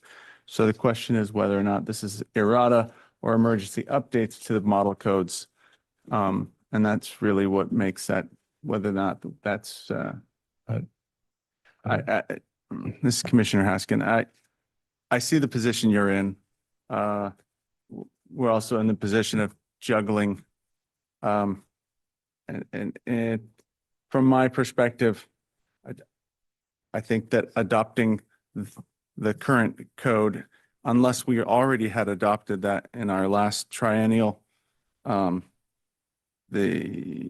adopting the most recent published edition of 855 of NFPA 855. If we haven't already adopted that, then unless that's considered an emergency, you know, what do they call that? Emergency update or errata, then that doesn't meet that exception from my interpretation. Storian, do you have any insight you can share? We have similar text in the staff report. We couldn't, I mean, on one side, Chief Berlant is right, you know, they have a statutory mandate to do that. On the other side, AB 130 doesn't specifically exempt that. So this is what we went with. You know, there are a few exemptions in the AB 130 language, and we consider that the legislature intentionally exempted these particular provisions, and NFPA 855 wasn't there. So that was our position. Again, we are not fire technical experts. We're just trying to compare what we have in AB 130 and other laws that weren't specifically exempted in AB 130.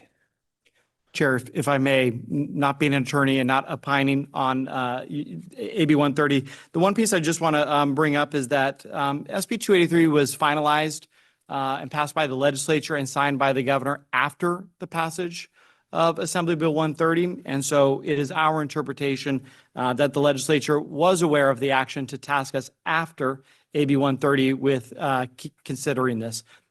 Again, I'm not opining on the fact that it is not cleanly in the exceptions. It's just in the fact that the legislature did required us to bring this forward to after they passed AB 130. And the practical, I mean, the practical import of the battery storage, I mean, what would Can you? Yeah, I describe appreciate that. And I'll turn to Crystal here in a minute because I do think that fundamentally, the decision you have in our argument is really not in the practicalities of what is in the standard. But I think that it's relevant to at least bring up the fact that we wholeheartedly believe that the work that has gone into updating the standard ensures that new development of battery energy storage systems are inherently safer. A significant amount of research and safety standards are incorporated into this latest standard. And in our partnerships with the California Energy Commission, meeting the governor's goals towards green energy, and in working with our partner industry experts in this field, have pretty aligned views that this latest standard is critical. Again, Crystal can expand on it. I don't know if that is germane to the decision today, but we absolutely know that building to the latest standard of NFPA 855 will ensure that new systems and the public around them are safer than the current standard. A lot has gone into it. You heard from the public testimony about a high level of it. And so, Crystal, if there's anything you want to add to why this 26 edition is critical versus the existing standard that's in the code. Yeah, absolutely. So the hierarchy of the use of the codes, right? We have the laws, but we have our regulations. The regulations are embedded into Chapter 12 within the fire code, and then the standard supports those. Now, the update to the 26 is more defined. It clarifies a better safety approach, especially for those existing structures or energy storage systems. It also expanded clarification in where it was very gray and interpreted on a local level that questions were being asked of the state fire marshal. So again, it increases the safety of the current regulations. It provides the clarity for those gray areas where the 23 edition didn't address, and expands the safety aspects for existing facilities, which was already in the code. Again, clarifies the safety. This is Commissioner Klaus Brickner. I just want to point out the bulk of the regulations remains in Chapter 12 and does not change. Wherever it's NFPA 855 is adopted by reference, those are the actual changes. And I forget, maybe Greg Rogers can come back and answer this question, but this is a relatively new standard to begin with. And with the 2023 edition, I'm guessing there were a lot of gray areas, a lot of, as we all deal with initial drafts of a standard or the second edition, there needs to be a lot of cleanup. And I'm guessing that's what Ms. Sujeski's, referring to when she says, they're adopting the 2026 to clarify some of the gray areas and the items that were subject to local interpretation because there was no clarification. But Ms. Sujeski, you can expand on that. Yeah, absolutely. I think you pointed that out eloquently and accurately that, as this technology is advancing and the standards and the technical committee process with NFPA has their timelines, we have our timelines. And California has always been tasked with being on the forefront of the technology that is being put forth to us for other goals and initiatives. So for State Fire Marshal Authority, safety is paramount, and that is our mission. And so that is the intent behind the adoption of the latest standard. Yes, Commissioner Patel, as a public safety official myself, I would agree with that. I think it's necessary. In reading 8503, I see sort of where you're coming from with the law, because it specifically says if it was passed after AB 130, which it was, and it looks like it says we need to consider this after July 1st of 2026 as the next update, which this would be. And all of this sunsets January 1st, 2029. It really wouldn't make sense to bring it at the triennial because it wouldn't even be effective. So I can see where what you're saying with this legislation makes sense, that it was intended actually to be put in play now. So Any additional comments, questions? Yes, Mr. Haskin. There's so many factors now that I'm doing mental juggling and trying to figure out which angle to take. I'm kind of looking for some direction from our legal side. If you have any definition on, I mean, we're trying to clarify what the requirements are here. Per the 9-point criteria, we have 3 very solid reasons to proceed. It's in the public interest. It's a fire code change recommended both by national code publishers and by the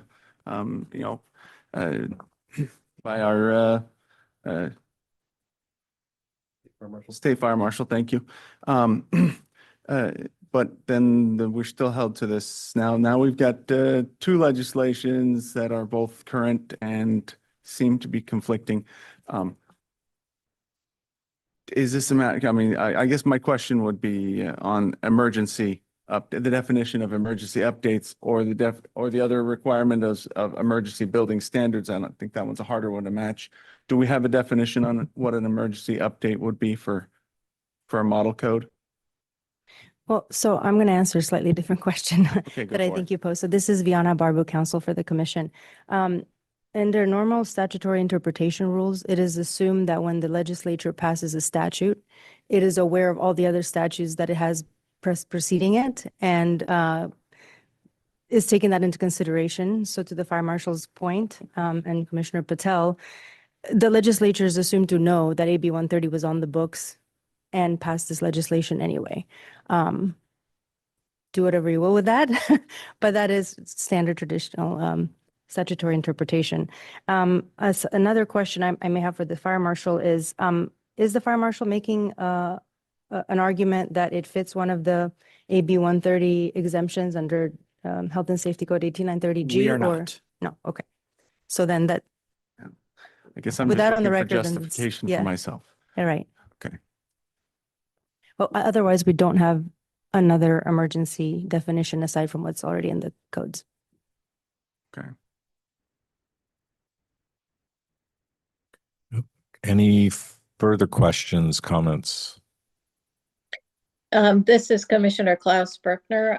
I am going to vote for this change, but at some point, I would like the State Fire Marshal's office to provide interpretation in general for NFPA standards, where a lot of times NFPA, including this one, sends you to multiple other NFPA standards, and those standards send you to other standards. And so at some point, we do need an interpretation on how far do we take this when it comes to most standards, including the NFPA ones. But the difference between the 2023 to the 2026 codes, as long as Chapter 12 remains intact, I don't see any issue with this proposed change. Thank you. Mr. Commissioner Ramirez. Another legal question. So as we're working through SB 1, Mr. Ramirez, can you please talk into your microphone? as we work through this, are we making up things that may come back to bite us? In other words, they're not making an argument on any of the standards. We're not clear on where it falls, yet we're willing to proceed with it, maybe. And is that creating a problem for us for the future decisions? Because there was an earlier vote we took today that was not clear either. And then tomorrow, there may be another vote that is not clear. How do we handle these? So AB 130 is not written extremely clearly. There's a lot of gray area in it, and we are allowing the proposing agencies to make arguments that make sense under what we have on the books under AB 130, but also other statutes. In this case, a brand new statute that was passed after AB 130.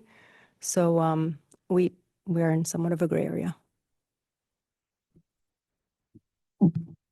So if they're not making any argument one way or another on how AB 130 applies, they're not providing any justification either, correct? Well, they've provided some justification that the law that they are operating under passed after AB 130, which with traditional statutory interpretation would mean that the legislature was aware of AB 130 and decided to ignore that and mandating this new requirement. So that's There's kind one of the lead. differentiation between this and some of the other proposals.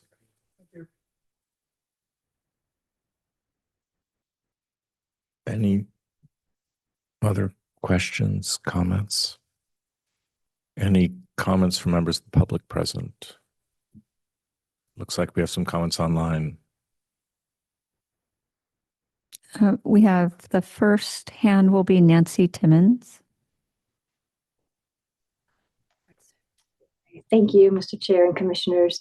I'm Nancy Timmons. I'm the Chief Fire and Life Safety Officer with HCI, OSHPD, Office of Statewide Hospital Planning and Development, and we're speaking in support of the proposed amendments of the Office of State Fire Marshal and appreciate the ongoing collaboration with the Office of the State Fire Marshal.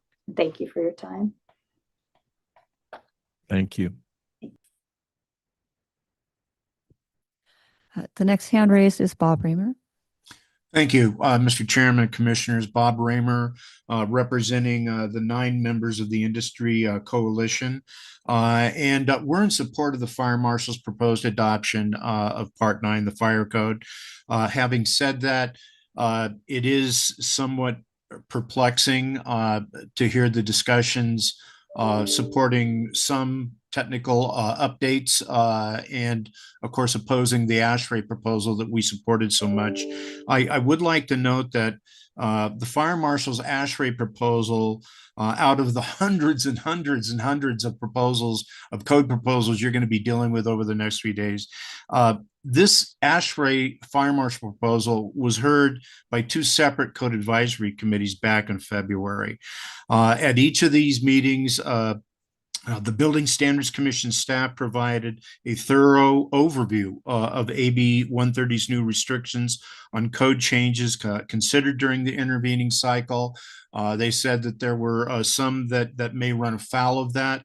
At the same time, after Chief Sagesti presented her proposals to each of the 2 CACs, the Fire Marshal's legal counsel, Mark Springer, provided his detailed legal analysis, concluding that this technical update was allowed under AB 130.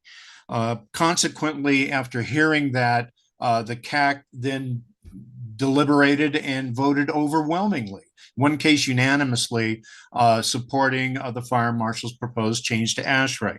And with regards to the argument that that IAPMO itself has not updated the Uniform Mechanical Code yet to incorporate this, the problem with that is Chapter 11 of the UMC is largely written by ASHRAE. The IAPMO document references 150 plus times this ASHRAE safety standard that we're talking about here. So with that, we support the Fire Marshal's adoption of Part 9. I can tell you that under AB 130, it is the Commission's determination about what is and is not allowed ultimately. So the final judgment rests in yours. And lastly, I can tell you that we are going to do our best during the next legislative session to provide some of the cleanup or promote at least some of the cleanup that you and the Fire Marshal has been suggesting, particularly with AB 209. You can make the argument right now that AB 209, the subsection B, requires local jurisdictions to utilize the most recent version of ASHRAE. And that's something that the fire marshal has already addressed in a bulletin that was released earlier this year.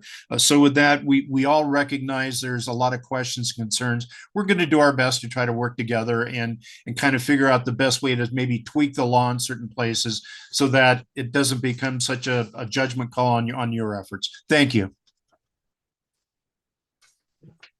Thank you for those comments. Any other comments online or the phone? The next hand raised is Stephen Lee.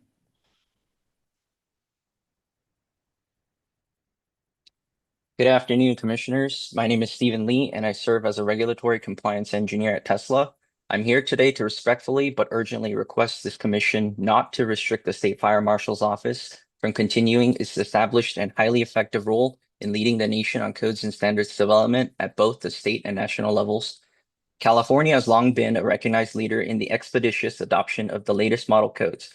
This leadership not only protects Californians, but also helps drive pragmatic, practical, and forward-looking code development across the country.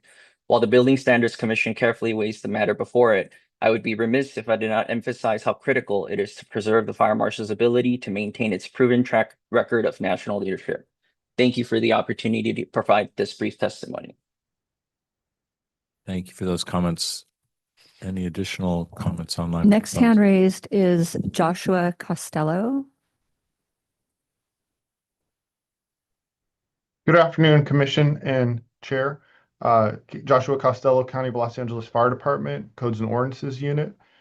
We would like to express our support for the State Fire Marshal's proposal. We believe it brings clarity and sets all parties up for better success for permitting. Thank you.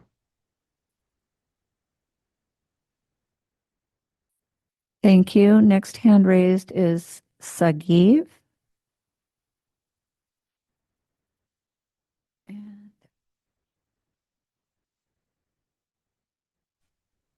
Can you hear me?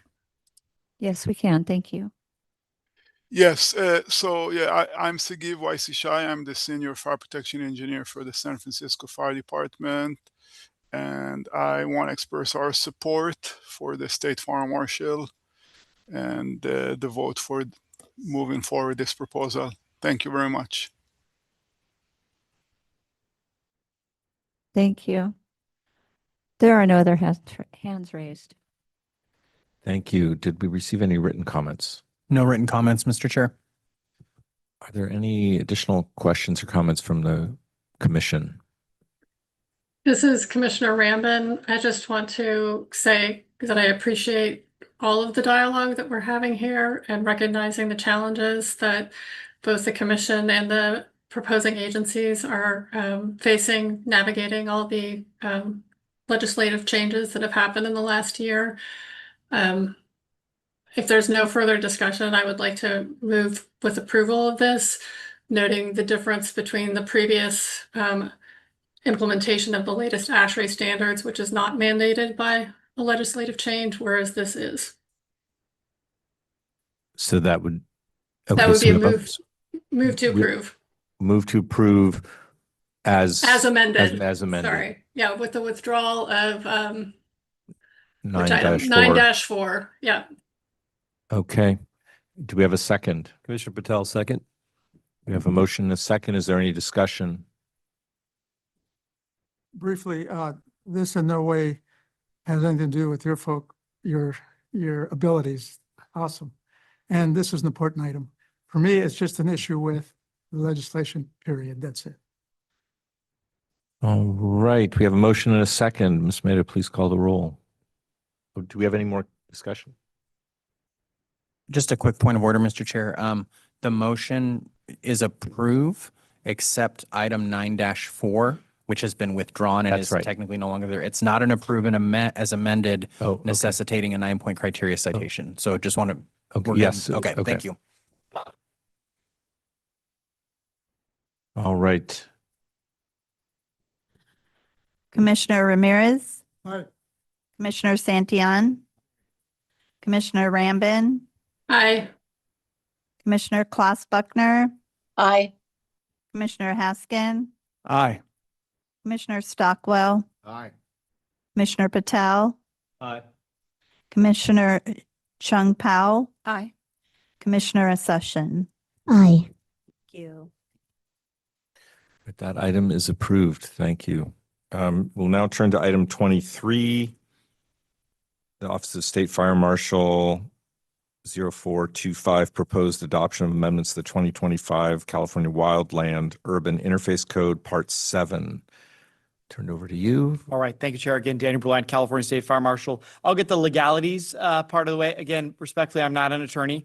But from our perspective, this home hardening series of amendments is explicitly exempt from AB 130 as it exempts home hardening updates. As you may remember, in October, we were in front of you to bring you emergency regulations that defined home hardening as Part 7 or the California Wildland Urban Interface Code in its totality. So essentially, the exemption under AB 130 does allow us to make changes within this code in totality. And so this is a large package, but I'm going to turn it over to Chief Sujeski from our team to go over a high-level summary. There are a number of items, but these are really at base, built from science of our research partners, aligned with our building industry partners, and supported by our fire service partners. And so with that, Chief Sujeski. Thank you, Chief Berlant. Crystal Sujeski, Chief Code Development Analysis at CAL FIRE, Office of the State Fire Marshal. So the proposed regulations for Part 7, California Wildland Urban Interface Code, were developed through our California Wildland Urban Interface Work Group, which has been a long-standing work group. We have many subgroups, many stakeholders, other state agencies that participate and are involved in the discussions. We come up with consensus-based proposals that are then reviewed and evaluated internally, and ultimately Chief Berlant has given the approval for the proposed actions that you see here today. We ask for your approval to move these forward. The benefits of these regulations are expected to improve public safety and strengthen the fire-resistant construction practices, fire protection requirements within these wildland urban interface areas. Benefits to improve the clarity, consistency for locals, support effective wildfire risk reduction, and facilitating the compliance by designers, buildings, and property owners. So as Chief Berlant mentioned, we had approval of emergency regulations that we are now certifying in this regular rulemaking. And then as a brief overview, item 1 is administration. This clarifies terminology. We added additions and alterations to improve the existing built environment within the wildland urban interface. Definitions, as was mentioned, home hardening, glazed doors. That was also coordinated with our partners at the California Energy Commission. Wildland urban interface area, where to find the maps, how locals are the local areas are designated by the State Fire Marshal and adopted by the LRA. And then the special building construction requirements. As we work to incorporate the model code standards and advancements in building construction technology, we made improvements to Chapter 5 and those sections for the built environment. As we go into Chapter 6 for fire protection requirements, we align with our partners at Board of Forestry and clarify the need for the fire protection plans as we take that two-prong approach for defensible space and the built environment. We also incorporated reference standards and officially adopted the model ordinance, which again was a legislated mandate by the State Fire Marshal's Office. We respectfully ask for your approval, and I'm open to any questions. Thank you.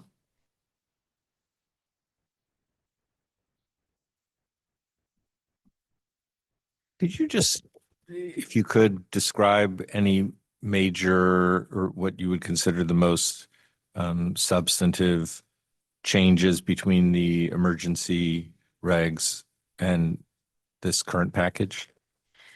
Absolutely. So Chapter 5 would probably be the most robust of the changes that were not associated with the emergency, and that was developed through our work group process. And so there are editorial changes, reorganization, again, alignment with proposals that were heard for the next edition of the International Wildland Interface Code. Do you want me to go through each section of Chapter 5 particularly? Might be helpful to just give some highlights or. Okay, so the general section overhauls 503, renaming it to construction and material, streamlining ignition resistant materials, and adopting updated standards for fire retardant treated wood and fire resistant ratings. Roof assembly, specified and aligned what classified means, and updates the exceptions that are to align with the California Building Code. Again, the international or the California Wildland Urban Interface Code is to be used as an overlay code to the residential or building code. So you still have to go back to those standards that are in the main codes, and then this is an enhancement when you're building within those designated areas. Again, standards to roof covering voids and airspace clarified the protection of those requirements for roof decks. Roof valley flashing introduces Class A assembly pathway as an option for designers. Skylights cross-references to the glazing standards, since that is part of the opening protection. Protection of eaves, there was an editorial update for fascia. Exterior wall, this was a major reorganization, and we did have several public comments. We did a 15-day public comment and worked with our stakeholders, developed those regulations that you see in the final express terms, and had received support letters for that enhancement. Vents and vent testing. This was to, we correlated with our building materials listing program and specified the exceptions for exhaust vents, which were clarity that was needed in the local enforcement space. Roof ridge and off-ridge vents provides an additional pathway for that, since those type of vents are still not under a national standard, but there are movements and companies that are doing the right thing to try to get to that, that standard equivalency. Accessory structures, again, we looked at what was being done on the national level, brought in changes. There is continued discussion, just to be upfront. This working group is very active and continues to improve on code language. So that, I think, summarizes the big overhaul of Chapter 5. Thank you for that. Are there any questions or comments from members of the commission?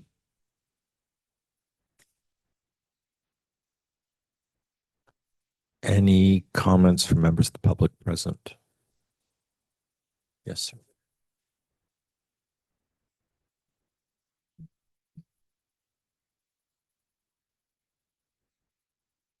Greg Rogers with the National Fire Protection Association Regional Director. I appreciate the commission's item that you addressed previously. And I'll try to make these remarks a little less controversial than my last remarks, but I appreciate the conversation and discussion. But I want to let you know we fully support the State Fire Marshal's Office in regards to this proposal. We fully support, we appreciate the work group's hard work on this. We've been involved in some of the process, and we're looking forward to continuing to work with the State Fire Marshal's Office in regards to the wildfire problem. I do want to recognize that California is a leader in this industry in regards to wildland fire safety, and is definitely pushing other states and other organizations to a much higher level. And we do appreciate the work that they're doing, and we appreciate the work that you're doing as a commission. But we do believe this takes it to the next step and takes it to a better direction, and appreciate your support. Thank you for those comments. Anyone else in the room? Comments? Now we'll turn to online and the phones. We have a couple hands raised. First is Bob Raymer. Thank you, Mr. Chairman and Commissioners. Bob Raymer representing the 8-member industry coalition, and in particular, the Building Industry Association and the California Apartment Association that is so heavily regulated by these standards. We strongly support the adoption of this update by the State Fire Marshal. We agree with everything that Chief Berlant has said. A ton of work has gone into the development of these standards. And as was mentioned earlier, as it should, the WUI standards get a complete pass from AB 130.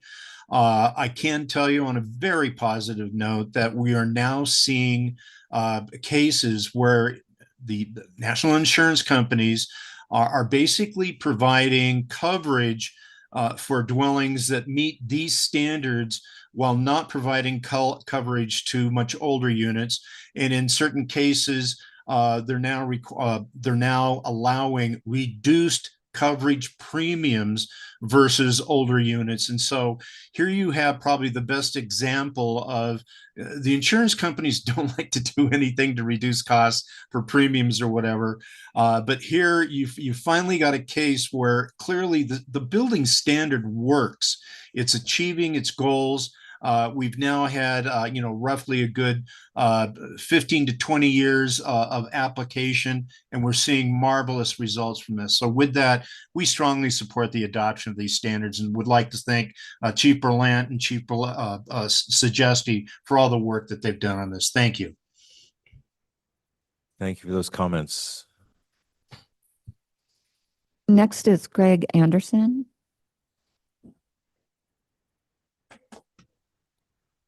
Yes, can you hear me? Yes, sir. Greg Anderson with IBHS. I want to speak absolutely supporting this proposal, and this package has gone through. I have participated in numerous of the work groups, and we continue to make improvements in the regulations as California is the leader for the WUI regulations. I'm really in support, especially on the exterior walls, to remove some of the problem methods of approval that had been misused in the field. The intent was correct, but you can actually meet those by other means. It was very good cleanup to that. And then continue to work on the vents and the windows. Absolutely support this. Thank you. There are no other hands raised. Thank you. Were there any comments received in writing? No comments, Mr. Chair. Are there other members of the commission who wish to speak? Yeah, Commissioner Patel, I just had a question regarding the vent testing requirement. I saw some comments related to the requirement to test it both in the horizontal and the vertical orientations. Is that going to be an issue for people being able to get these vents, be able to buy them? Is it kind of common to test it both ways, or is it? What do you guys feel about that? Yeah, again, I did consult with our building materials listing program, and most of the ones that are currently in the State Fire Marshal WUI handbook, which again is not mandated to be listed by our office, but the ones that are currently listed do test in both directions. Okay. So in the field operations, when it comes to enforcing, when a vent is only supposed to be in one direction, installers are not clear in that regard. So it just creates less confusion. Okay. Do you know how they're listed in the field? Do they typically say for installation in only one direction, and then they, I suppose, give you the direction it should be installed in? Like if I just saw the tag that said it passes ASTM E2886, would that give me a clue in the field as to whether it had passed the bidirectional testing or just one direction? So currently, you would have to go based on the manufacturer's installation instructions Okay. and really read into it. And that has been the discussion piece within the work groups, that because it is unclear whether or not it would perform in both directions, this is a cleanup. So you don't even have to think about it. Got it. Does SFM post that as one of their list of approved building materials? Is that sort of on that list? Yes. Perfect. Thank you. Any additional comments or questions from the commission? Seeing none, is there a motion? Commissioner Chung Pao, motion to approve. We have a motion. Is there a second? Commissioner Haskins, second. We have a motion and a second. Is there any discussion? Many members of the commission? Seeing none, Ms. Maida, please call the roll. Commissioner Stockwell, Aye. Commissioner Klaus Buckner, Aye. Commissioner Haskin, Aye. Commissioner Chung Pao, Aye. Commissioner Santillan, Aye. Commissioner Rambin, Aye. Commissioner Ramirez, Aye. Commissioner Patel, Aye. Commissioner Sussin. Aye. Thank you. The item is approved unanimously.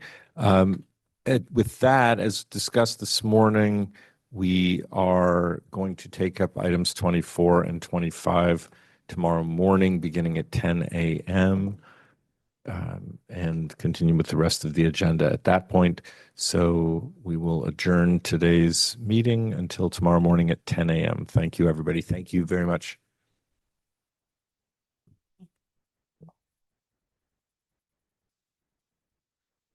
Amen.